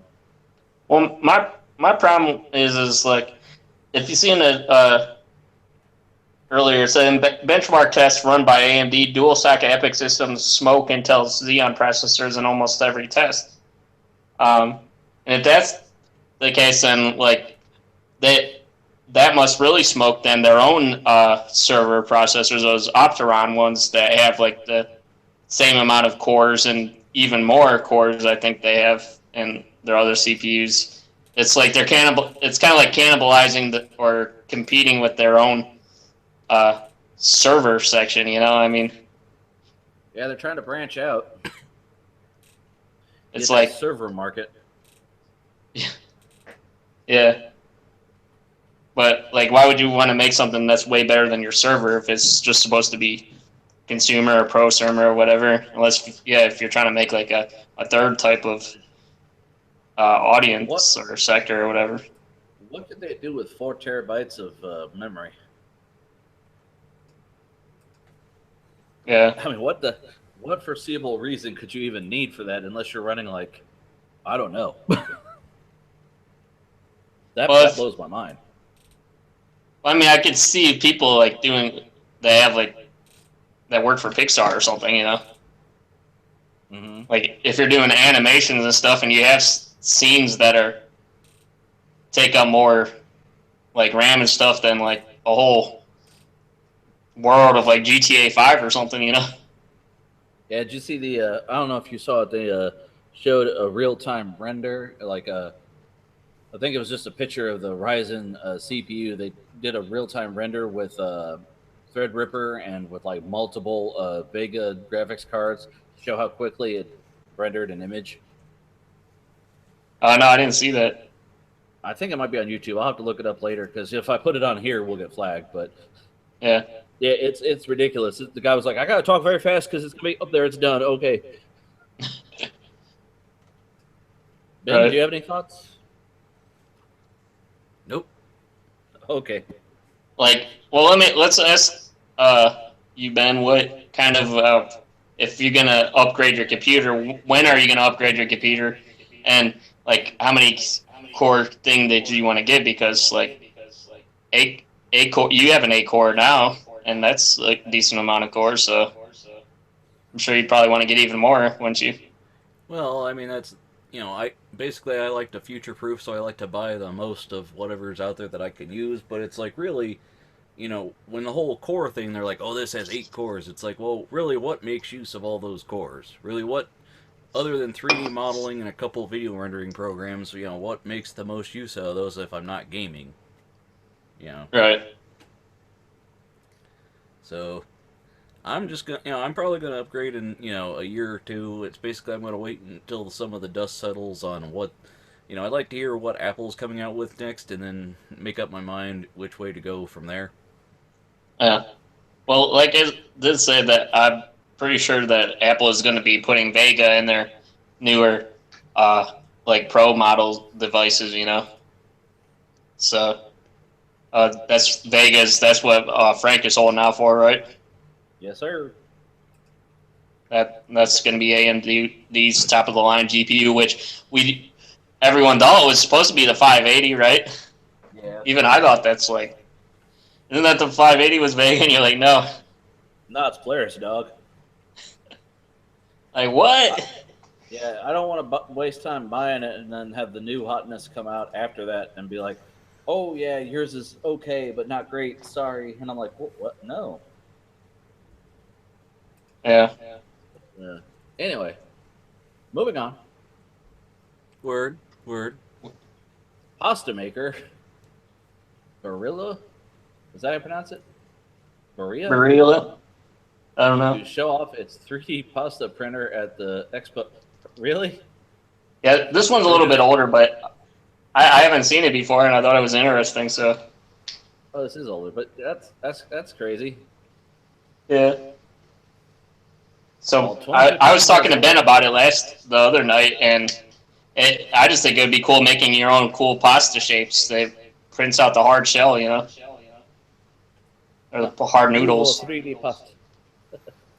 Well, it's like, Wow. you know, if you're custom printing out your own pasta shapes, like, you know, use your own custom material, I guess. You know, like, what if you had something that was, like, you know, wheat infused, if you're going to go that route, or, you know, something infused with a different flavor. You mean like those different color pasta things where they have, like, the orange and green pasta noodles? I'm just saying, if you're going to if you're going to, like, custom 3D print it out, you might as well, like, make it out of either, like, a unique material, you know, like, I don't know, something flavor infused or something, you know, go all the way, like, you know, like how you get those edible gold things and, like, just make it like gold pasta that you can eat. Yeah, just go all out, you know. Wow. Yeah. Have different color flavored things. Like I was telling Ben, that it would be cool to print out like your own hats, like in Monopoly or whatever, do like Monopoly shapes. You could. Well, most importantly, they can be cooked immediately after 3D printing and will be perfect in just 2 minutes. Huh. Yep. You want to have Christmas tree shaped pasta over Christmas? Why not? What if you were just like really, you know, a self-centered dude and had like pasta made 3D printed out of your own head, and you're just eating a bowl of your own heads? I don't know. Chef Boyardee. Well, you know what's gonna come, right? What? You know what people are gonna do? No. Long noodles, 3D printed up. Long noodle shapes. Oh boy. How long does this take them actually do, though, you think? Oh, it's probably about the same speed as a standard 3D printer, I would think. Well, that's something different. Yep. I mean, it's just something else on the, you know, like in the world of 3D printing food stuff, like the chocolate and the other shit that they're doing, I guess. I don't know. I don't know what other kind of foods you can do, but I know they're getting more and more, you know, like mainstream. Like you could do they have the 3D pancake printer or whatever. Oh, yeah. Well, you've seen those people that do like that drawing pancake stuff, right? Where they squirt it with certain kind of liquids and they flip it over and, oh, it's, you know, Lilo and Stitch, or, oh, it's Darth Vader. Yeah. That's art. What's this here? The A-EON Amiga X5000. An alternate universe where the Amiga platform never died.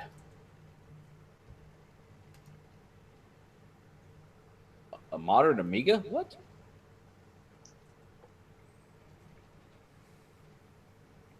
Sorry, I got flipped through these here. Okay, so the Amiga computer was a legend in its time. Back when the Macintosh had only a monochrome 9-inch screen and the PC managed just 4 colors and monotone beats, the Amiga boasted a 32-bit graphical operating system in full color with stereo sampled sound and preemptive multitasking. It was like a machine from the future. But the Amiga's parent company, Commodore, suffered from terminal mismanagement and folded in 1994, just as PCs and Macintoshes were catching up technologically. The platform, like many others before it, seemed to be at an end. So when a brand new Amiga computer arrived at my doorstep in 2017, you can imagine it was quite a surprise. Accordingly, the Amiga X5000 is a curious beast. In some respects, it's more closely related to its predecessors than either modern PCs or Macintoshes. Yes, this is a fully current machine capable of taking on modern workloads. How such a device came to be is a fascinating story, but that's not our goal today. Let's dive into what the experience of using the X5000 is like. The X5000 was developed by A-EON, a company formed by Trevor Dickinson in 2009 to develop new PowerPC-based Amiga computers. It is powered by a custom PowerPC motherboard supporting a dual-core Freescale CPU at various clock speeds up to 2.5 gigahertz. The Amiga has a long history of PowerPC support, starting with add-on accelerator cards released in 1997 using the old Motorola's 603 and 604 chips. And since the release of Amiga OS 4.0 in 2007, the operating system itself was recompiled to be a PowerPC native, and many Amiga applications have been rewritten to support this architecture. The motherboard features a PCI Express video card slot, up to 64 gigabyte of RAM, dual gigabit Ethernet ports, built-in sound, and a very curious custom chip. The Xenia is an XMOS 16-core programmable 32-bit 500 megahertz compressor that can be configured by software to act as any type of custom chip imaginable. It is connected to a special Zorro slot that has the same physical connection as the PCI 8 expansion card, but it is dedicated to adding more Xenia chips as desired. On the back of the motherboard are 6 USB ports, 2 Ethernet jacks, and a serial port for debugging. Came equipped with a Radeon R9 270X video card. So, wow. Looks like an old Power PC Mac. Yeah.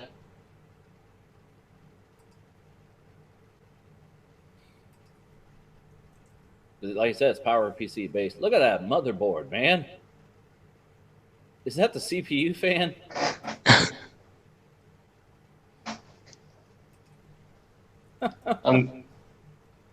I'm guessing, yeah. Wow. Wow. Answers. Reason. Wow. That's pretty crazy stuff. Yeah. I mean, it's interesting.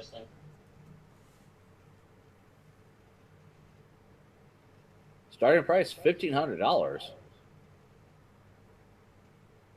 Jesus. Yeah, it looks like either a Power PC Mac or a Linux. Right. Wow. I figured you'd had already known about this. No.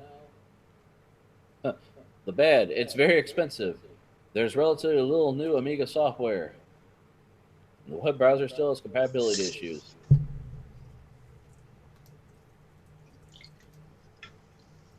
Yeah, you had an Amiga story too, you said. No, I've got what the hell did I say? I don't know. I sent them before I fell asleep, so my memory is gone. Right. Ben? Okay, so basically is this basically somebody just extrapolating what Amiga would look like today, or? Well, is it like how they brought back the Commodore for recent? I like they said, they didn't get into why this exists, but for all intents and purposes, this is like if Amiga kept going. But I don't know when it would have cut off, because that CPU, I mean, and running the 270X. Yeah. I mean, you could always put in a better video card. The good, the bad, and the ugly. The difficulty level required to convince my wife that I need to buy another $2,000 desktop computer. Well, was this like officially made by the company or whatever? It's made by somebody. In the article, he states that it was made by a company that took over to make Amiga compatible Power PC. Okay. So they had a hand in it. I mean, look at that browser. Yeah.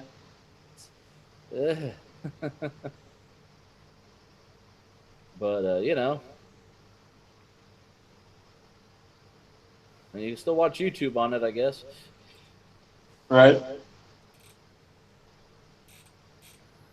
Well, I mean, if you guys want to talk about interesting programming stories, you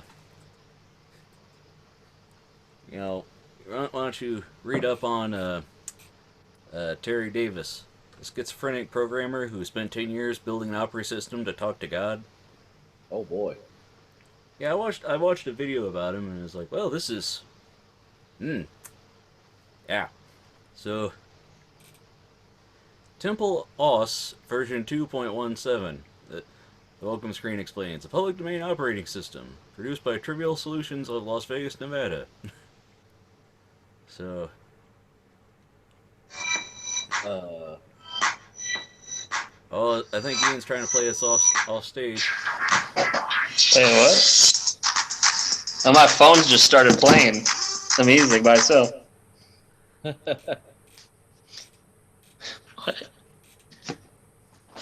so you made an OS to try to talk to God. Okay, that's different.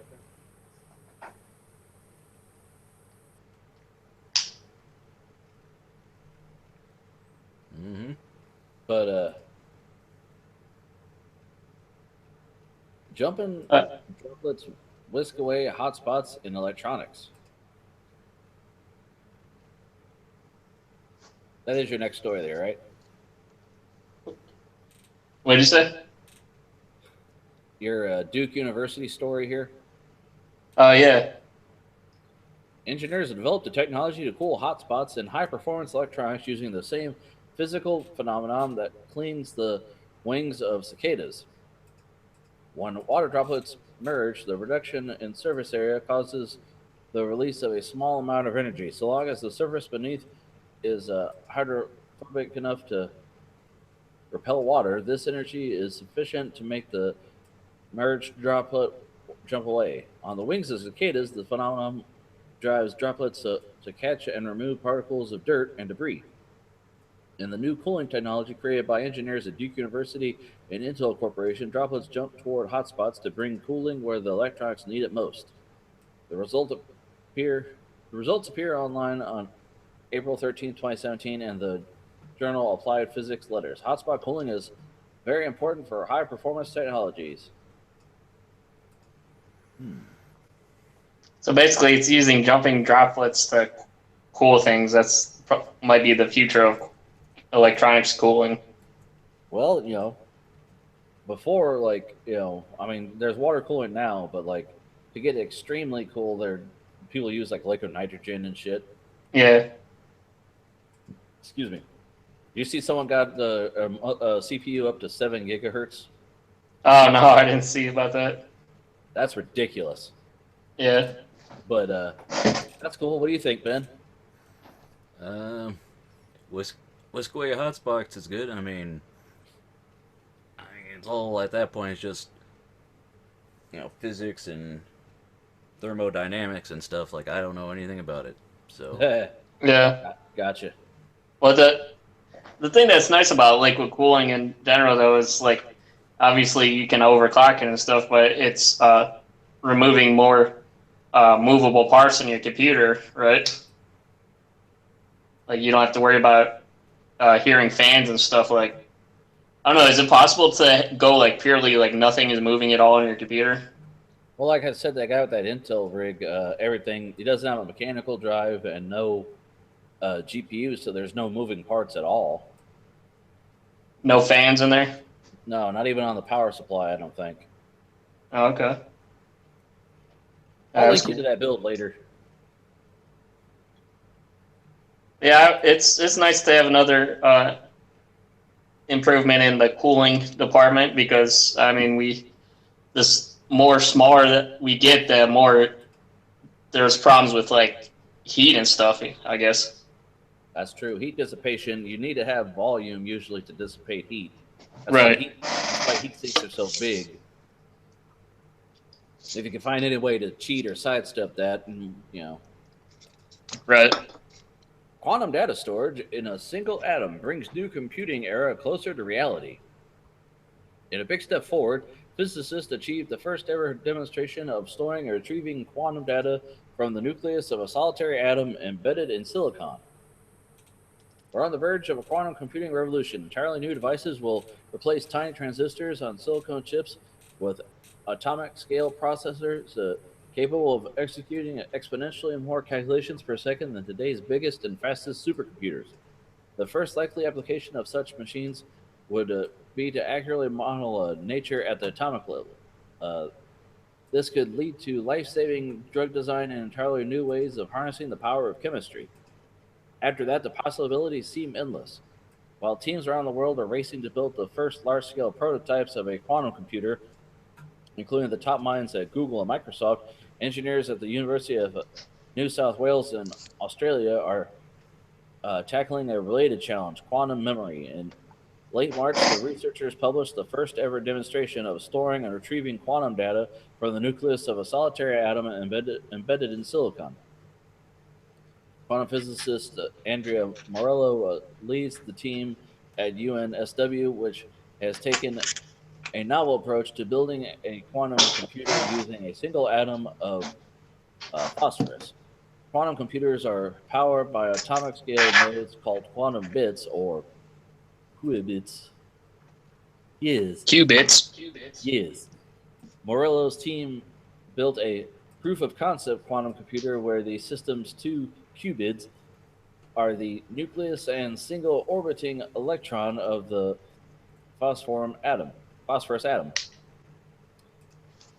In this lab, using a powerful magnetic field at temperatures close to absolute zero, Morello can program the nucleus of an electron qubits to act like transistors on steroids. A normal transistor can only be programmed to be on or off, a 1 or 0.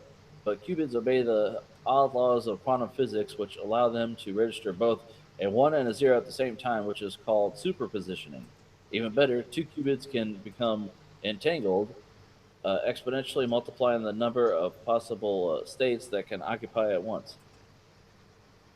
In Morello's single atom quantum computer, the state of position of a qubit is called its spin. Instead of 1 and 0, the options are spin up and spin down.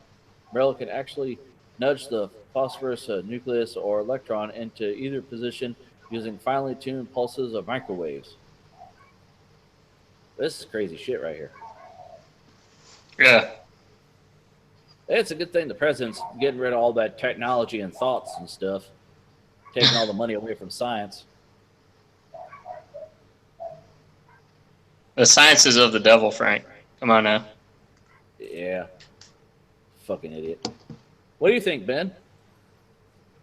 Mm-hmm. That is some sure highfalutin stuff. I mean, we talked before about atoms and potentials for storing data that way, and minimizing DNA. stuff and pushing everything tighter and more awesome and compact. But it's like, man, well, scientists are doing it because I have no idea. Right. But I mean, I wonder how long it's going to be before we all have a quantum computer in our apartment or living room or whatever. No, we'll have them on our phones, Ian. Yeah. And then we'll have like a nuclear reactor in there just to keep it cool or some shit. And this is gonna be it's gonna be Fallout, man. That's all right. We'll all be uploaded to the Singularity before then. So it'll be fusion power cars, man, and robots. Yep. Well, is that your last story, Mr. Ian? Yeah, they're all tech stories this week. What kind of stories have you got? Well, I get all mine from the subreddit technology, but some of them end up being political / other genres. So it's kind of cool. They have a spin on them. Let's see what we got here. And like I said, I uploaded all these before I took a nap, so they'll be new to me too. Google and Apple have declared war on autoplay video. Yes. Good. Yes. That's terrible news for some ad tech companies. Hey, look, I love the picture. Fucking Braveheart. Because they declare war. By baking new ad blocking tools into their web browser, Google and Apple have made it clear they don't like certain types of web ads, in particular video ads that play automatically with the sound on. It only took them how many years? Many consumers probably agree. Probably. Really, guy? But it is not welcome news for ad tech companies that profit from video ads that play automatically whether people ask for them or not. For now, there are a lot more questions than answers about how the ad blocking will work and what kinds of ads are going to be affected by the new versions of Google's Chrome or Apple's Safari. But ad tech companies ranging from AppNexus to Rubicon Project to Teads, which was just acquired by the French media giant Altice for $307 million, they have placed big bets on or raised significant funding toward building their business on so-called outstream ads. So basically, it's like Google and Apple see what we're wanting them to do, but I assume there'll be some lobbyists or something because net neutrality is up the ass right now anyway. Yeah. So the people who have the money are the ones who grease the palms and get shit done. I want money. I want your money. I like money. What do you think, Ben? Well, I mean, remember when Apple decided they were going to kill Flash, and people were like, hey, yeah, right. So, when Apple and Google want to do something, well... Right, if Apple and Google it's just not going to fucking happen.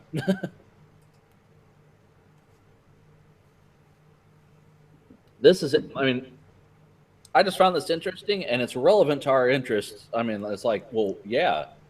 I don't know why this on Reddit. When I saw this on Reddit, I don't know why it wasn't gaining more traction. I expected everyone to be like, "Fuck yeah!" But no, it's like one guy commented. Yeah, one guy commented, I think. Yeah, I was talking to Ben. I want to get his opinion on too with the YouTube because it had just started when he was leaving for Canada or whatever, like the whole YouTube ad apocalypse stuff. Do you want to sort of explain your viewpoint on the show? Well, I mean, it's.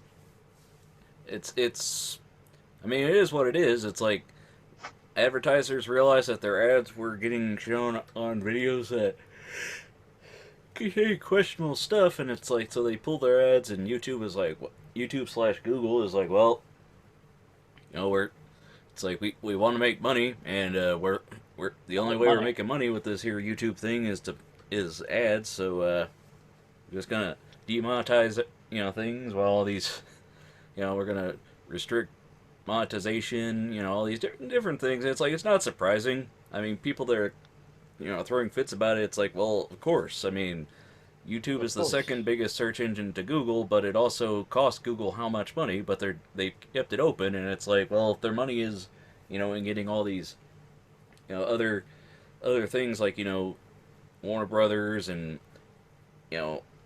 ESPN and all these other people that have their content, it's like they're kind of pushing the smaller people out, and it's like, well, I don't know. Yeah, like anybody doing the news, like, you don't even have to have anything graphic to be monetized. You could just say somebody got stabbed, and then you get demonetized. So pretty much like any kind of news. Well, it's like we've talked about before, how it's hard, how nobody's really watching anything at YouTube. It's a lot of it's bot work, and it's like, well, when you think about it, look at how Google stuff is run. If you have a problem with their products, you have to go to their forums, and it's all other members who have to talk to you. It's like they don't really, there's no communication. Yeah, they're very much a passive income kind of company, which I realized when I saw somebody talking about that. I was like, that's interesting that a huge company like that, like second only to like Apple, in revenue. It's like, but they just don't have to talk to you. They just do a thing, and that's why Yeah, sometimes it's all run by itself. Well, Google will announce a thing, and if it doesn't, pay for itself soon, well, they'll just move on to the next thing, and they don't care.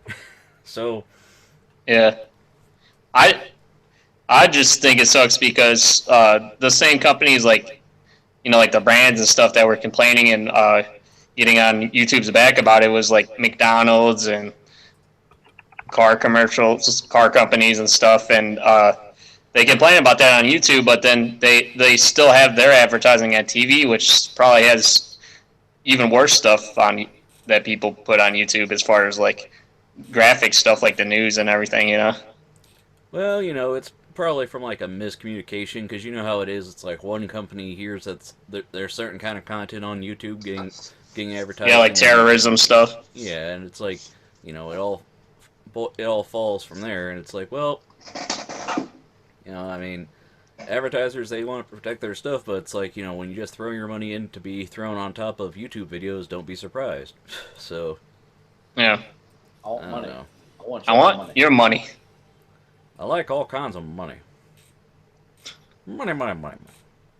Anyways, what's your next article here, Frank? Hold on. I had to open a browser so I remember to read an article later. Okay. Next article is Apple. This is a brief article. Apple brings Siri into living room with HomePod speaker. The news. Apple has launched its answer to Amazon Echo, HomePod, a voice-controlled speaker integrated with Siri Assistant, which can make music suggestions and control home gadgets. It's paired with Apple Music service.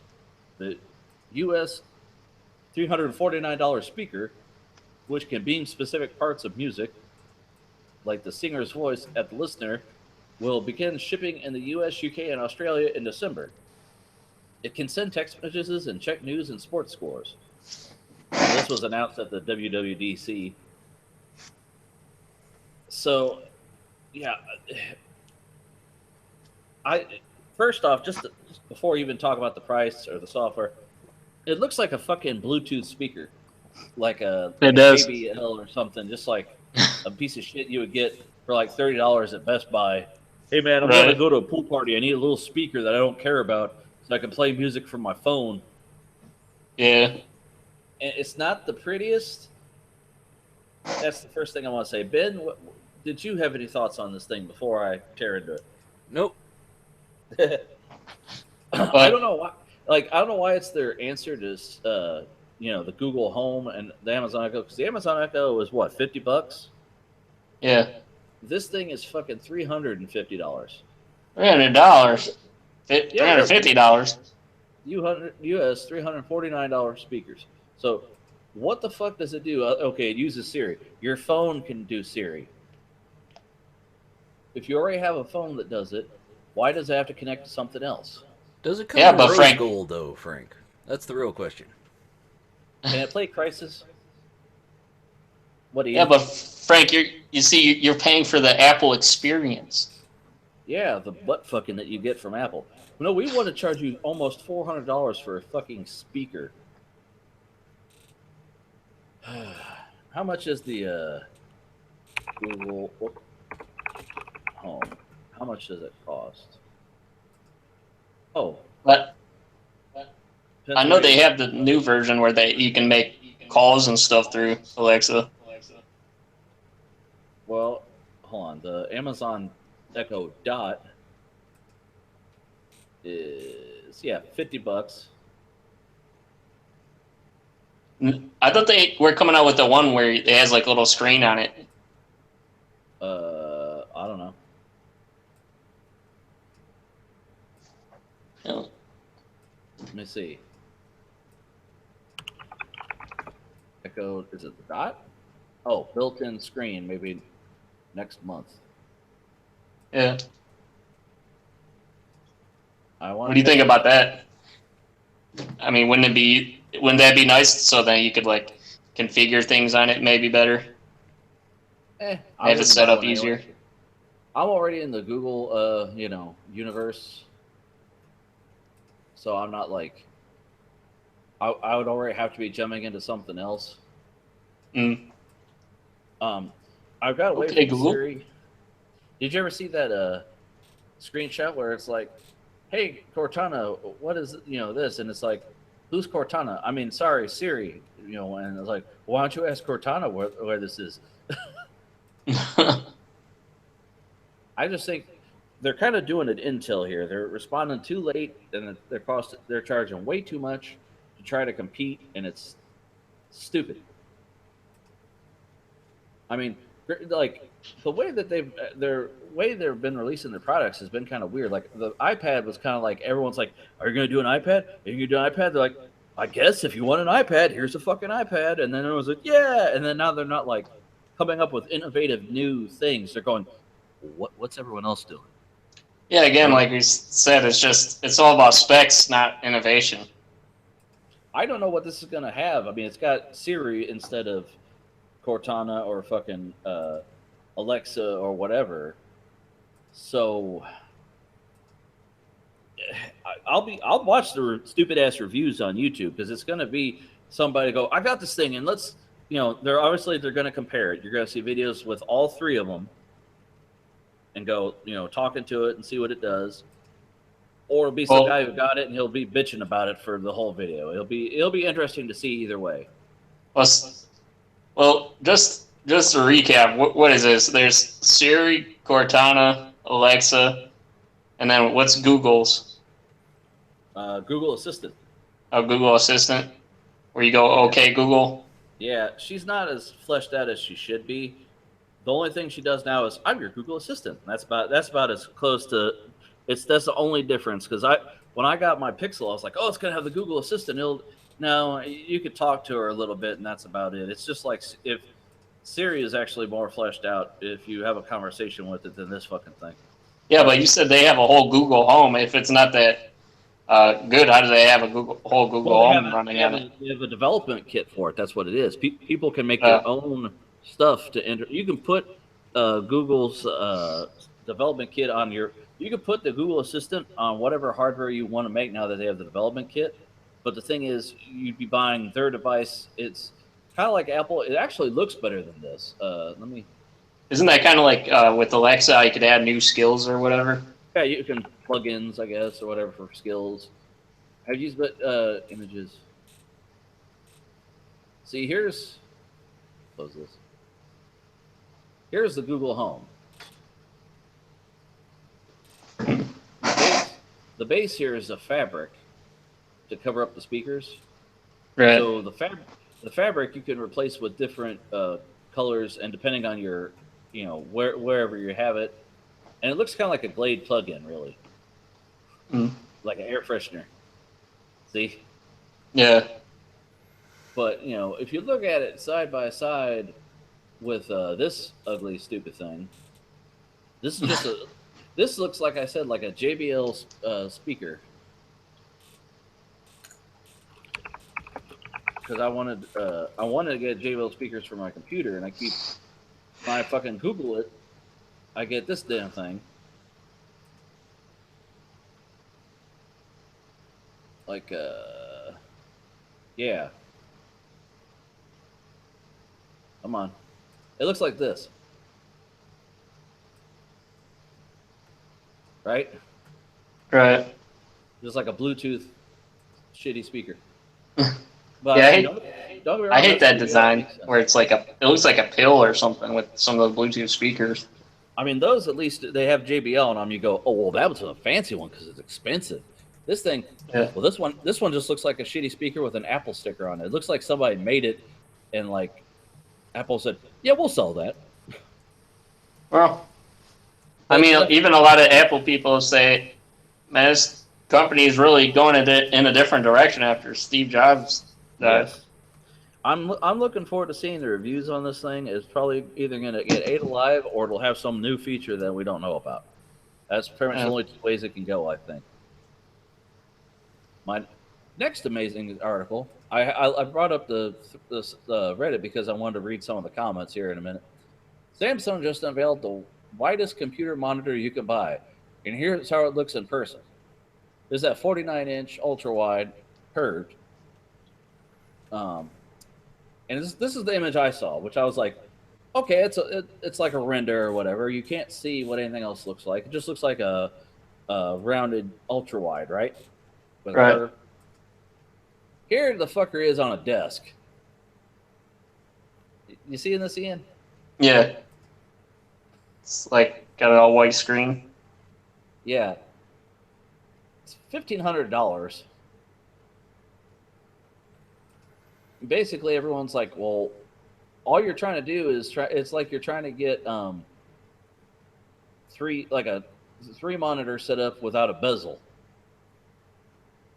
Well, that's, like saying that's like 3 monitors it's more like 2 wide monitors, I would say. Well, you know how there's 16:9 and there's the 21.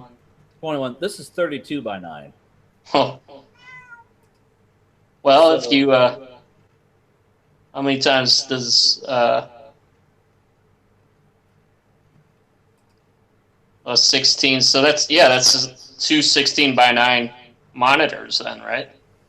It's 16. 32 divided in half is 16. So Yeah. But there's no bezel, dog. right. Look, That's pretty much what they're going for. Look how fucking ridiculous this looks. Well, I mean that'd be good for video games, you know. I mean, that's all they're showing. I mean, multitasking. But look, 3 screens right there. They split it up into 3. Well, you can divide your screen up into the section, yeah. Well, I'm saying though, it looks readable at 3, S3. Yeah. But Man, if some of those games are like kick you from some of those servers for having an ultra wide, imagine how they'll like really kick you for that. yeah, I can just see playing Overwatch on this son of a bitch and Blizzard going, no. Yeah, you're like, that's totally cheating. Right. Well, so all the comments are, holy cow. This one guy was like, he was thinking about getting VR or a 3 monitor setup. He's like, I like this. And someone's like, you're thinking about it wrong if you're trying to get VR to work with your current games, you dumbass. But Yeah. basically, it's all a bunch of people going, I don't want monitors. They're like, but I don't want to pay $1,500 or for different bezels. So if you want one big ass, can you imagine my main thought on this thing is using your mouse, going from that top left corner to that bottom right corner. How long do you think it would take you? It would take the entirety of that desk, right? Yeah, unless you had it like the sensitivity really high. Yeah, if you're playing with a Twitch shooter and you've got your DPI set to 1 billion, Yeah. so you only move your mouse an inch and it goes all the way across the screen. Yeah. Because I have my mouse wheel like that, where it's really sensitive. because look, the middle of the screen there is set to 16:9, and he's still got shit on both sides that he could use up. So Yeah, my mouse can actually it has a clicker on it, so you could change from free spinning to like the segmented or whatever yeah, incremental wheel. I think I got the sniper button on mine, but yeah, I found this article just be more about the actual visual of the thing. What do you think, Ben? Huh? Oh, talking about that big monitor? Yeah. I mean, Yeah. ultra wides aren't really my thing anyway, so. I got one and I want another one, but I'm not going to pay $1,500 for one. Is it just me? It looks like it curves horizontally too at the same time, or vertically. I mean, It just might be the angle it's tilted at. Because I imagine glare would be a bitch on this thing. But man, Well- that's. I've seen guys with 2 curved, smaller ultra wides next to each other, and they about look like this. But yeah. but this is stupid expensive. Are you the type of person that would tinker with your monitor to reduce the bezel? No, I'm not debezeling or anything. No. No. Nah. I'm cheap. 144 hertz, which means each pixel can refresh 144 times per second. All about that hertz. Yeah. This is the first monitor to feature AMD's FreeSync 2 technology. So if you have Vega, you can run this. The main thing about FreeSync 2 is that apparently you can use more than just DisplayPort because current FreeSync you can only use DisplayPort, whereas I think 2 you can use HDMI. I think, but I mean I don't know if your 480 has that or not. Yeah, I don't know. I want my next ultra wide. I want to get one with FreeSync, so I could possibly run both of them by DisplayPort, and then game on both of them if I want. It'd be ridiculous, but with Vega, all things possible. Okay. Yeah, whenever I hear Vega, I just think back to the bad guy's last name in that Zorro movie. Don't remember that movie. I just think of in Pulp Fiction when they introduce themselves on the dance floor, Vince Vega. Okay. Check this out. I thought this is relevant to my interest because battle stations are usually made by IKEA, and IKEA partners with NASA to build furniture that's out of this world. Extreme! Yeah. IKEA is working with American space experts at NASA to figure out how to make furniture for people in densely populated cities. The Swedish furniture company is sending a team of designers to an astronaut training facility in Utah. The group will be locked inside a spaceship environment for 3 days to gain a deeper understanding of the challenges that spacefarers face working in cramped environments. The head of the project, IKEA creative leader Michael Nikoluk, describes the reason behind the strange collaboration in a company press release. I think that the essence of the collection will be about appreciating what we have on Earth: human beings, plants, clean water and air, but also diversity and a sense of belonging, things that we take for granted on a daily basis. After this journey, it'll probably feel pretty awesome to come home to my own bed. Whether or not the designers will create furniture that is space-themed or simply inspired by the experience remains to be seen. At least now, when your attempts at assembling an IKEA space chair end up in epic failure, you can blame the fact that the company is literally working with rocket scientists to develop it or design it. Cool story, bro. What are your thoughts on that, Ben? He just said. I mean, well, it's kind of sad that NASA has to partner with IKEA because they're funding and everything, but, I mean, IKEA always does some weird stuff, so NASA's always been, making stuff that later it's like, hey, did you hear Velcro? Astronauts. Dang, astronauts. This so yeah. It's like, space, whatever. Yeah. Okay, guys. I just figured it's kind of cool because, the tech geeks, they like the IKEA setups, and then, now they're going to be doing more space shit. Plus, you can see the camera in the astronaut's lens here. My second to last story, guys. The robot future won't need a lot more electricity. In automated factories, less power is needed for lights and air conditioning. As robots come to dominate manufacturing and automation eats its way into more business processes, societies are beginning to address the future of work for humans. Another issue for the power industry in particular is whether programmable machines might also significantly increase electricity use. In the wealthy countries of Asia, robots have already arrived. South Korea, Singapore, and Japan are the three most automated manufacturing economies according to the International Federation of Robotics. In Korea, one manufacturing worker in 21 is a robot. So, my reason for this is that's crazy. And second, like, the first comment was like, okay, so they don't have to have lights on. So imagine you walk into a factory, it's dark out, you just hear a bunch of machines whirling around, and you turn the lights on and there's fucking robots running around working. That'd be creepy. But it's true because they don't need lights. Right. You just do everything in the dark.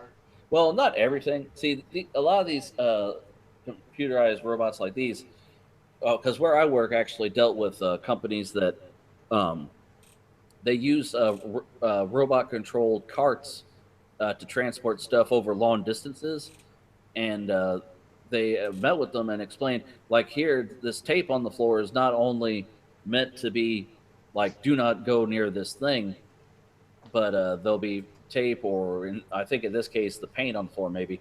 There's a thing on the floor that it reads, so it knows what aisle to go down and where to go. So you don't have to, you just program which floor and it knows how far to go. It's crazy.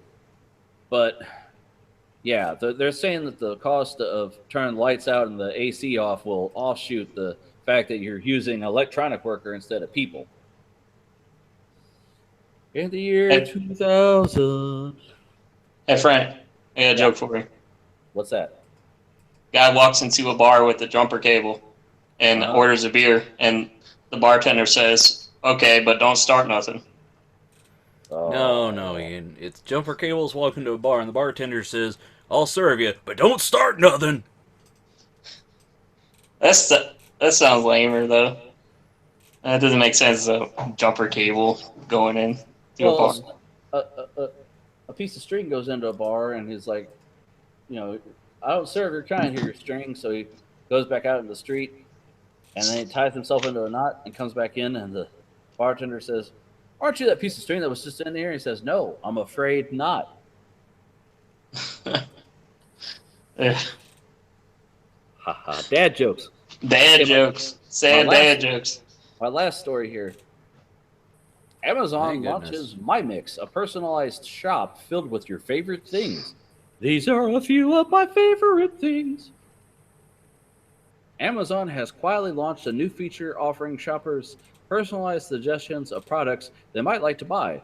Called My Mix, the edition is tied to Amazon's Interesting Finds, the curated gift shop introduced last year that provides a Pinterest-like experience for discovering products across Amazon's vast website. Interesting Finds, which evolved out of an earlier product called Amazon Stream, is the latest in Amazon's effort to become a place where shoppers browse and get inspired instead of a place where you shop for products you know you already need or want. Similar to startups like the shopping service Canopy, this section of Amazon's website was evolved in recent months from a simple page with just a few categories, women, men, and fun, to one that now organizes products into more than 24 different sections. It also is no longer tucked away under the hidden menus, but prominently featured at the top of Amazon.com via a big banner ad. Yeah, so they quietly released it under a banner ad. On the site, you browse through products within its category pages, which can be as broad as women, as popular as bikes, or as niche as mid-century.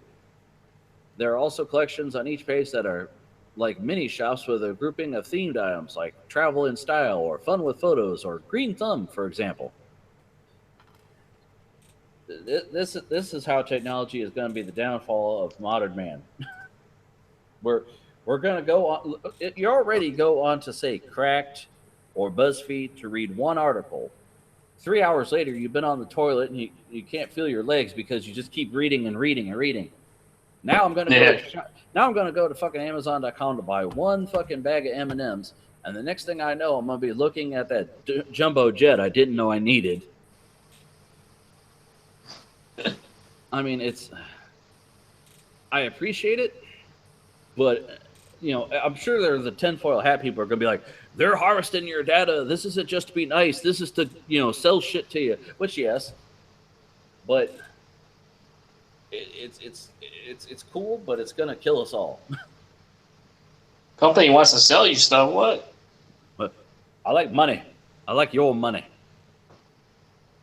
Ben, what are your thoughts? Customization. Why not? Customization. Why not? Yeah, I mean, like, that harvesting that kind of data is like a pretty light of compared to what they already do, you know. Yeah. I just thought it was kind of crazy, like, because YouTube does the same thing where they take the stuff you like and they go, well, here's a mix of stuff you like, and I'm like, well, maybe I do want to watch all these videos. Now it's like, oh, maybe I do want to buy these stupid books, or whatever this is. It's going to be interesting to see where this goes. I mean, I'm going to, I shop on Amazon. I'm not going to lie. Yeah. So like, it makes more. It's better for me for them to know what I want, because that's all that it is. People are like, you're trading, your basic privileges for the ease of of use, and I'm like, yes, but it's so easy. Yes. Are you one of those type of people that get caught by those like the candy traps and stuff before you get to register and small shit? The impulse section. Yeah. Yeah, the reason they have the candy is they put it there so that while you're standing in line, the kid, that came with mom will fucking, Mom, I want. Oh, shut up. And the parent will just buy it for him to shut him up. Yeah. And that's what they're learning, how we're children, and they can take advantage of us and buy stuff from us at the same time, or buy stuff from them at the same time. We're all just big kids, right? Well, I mean, let's be honest here. I'm playing video games on a very expensive machine. You got bright, flashy lights on a very expensive machine. Yeah. I mean, Ben is, I don't know, on a very expensive machine. Well, he's Apple, so that's just gonna be expensive just having it. Yeah. With less features.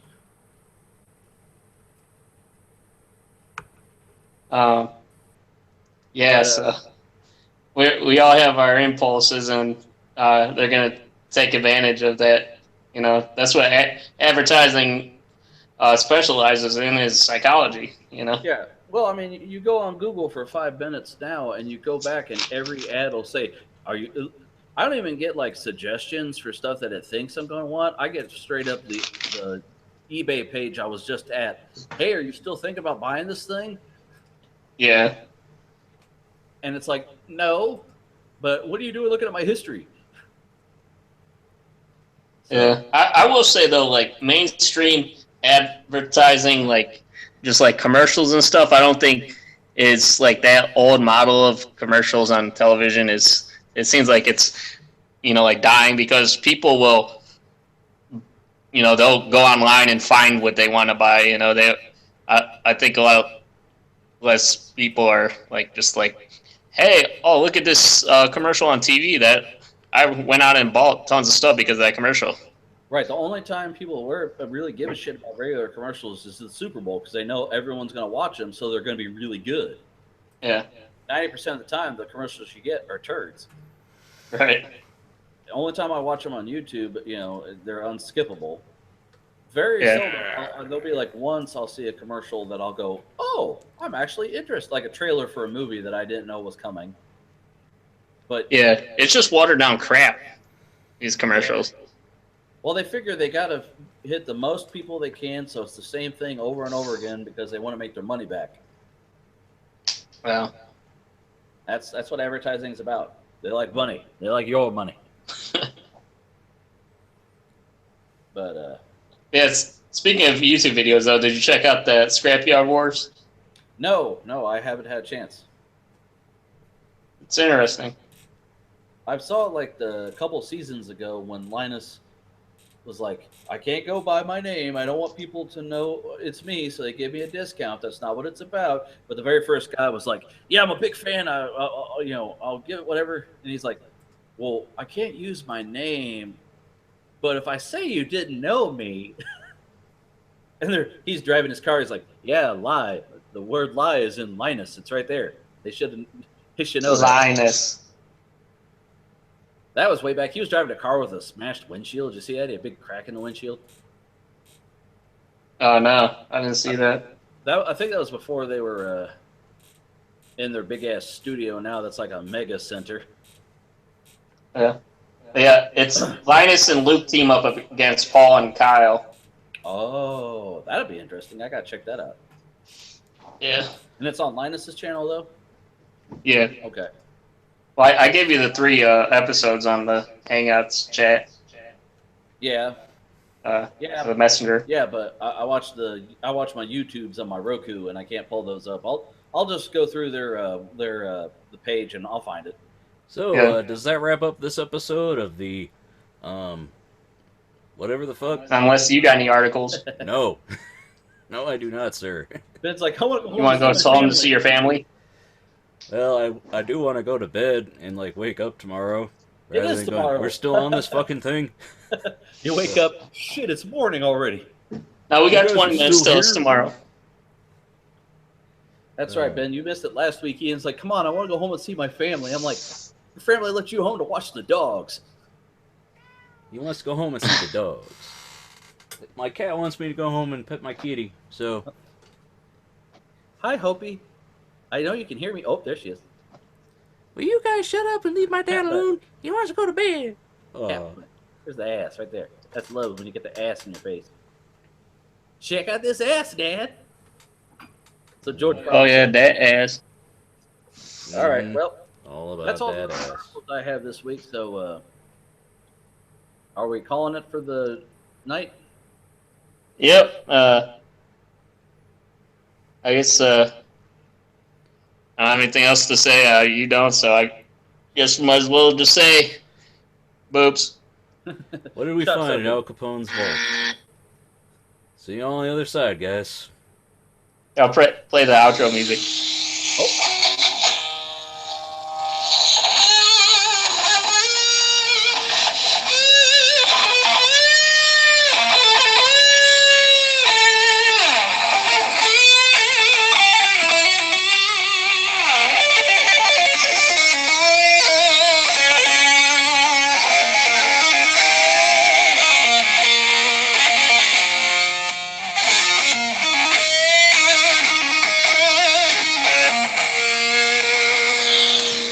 Boobs.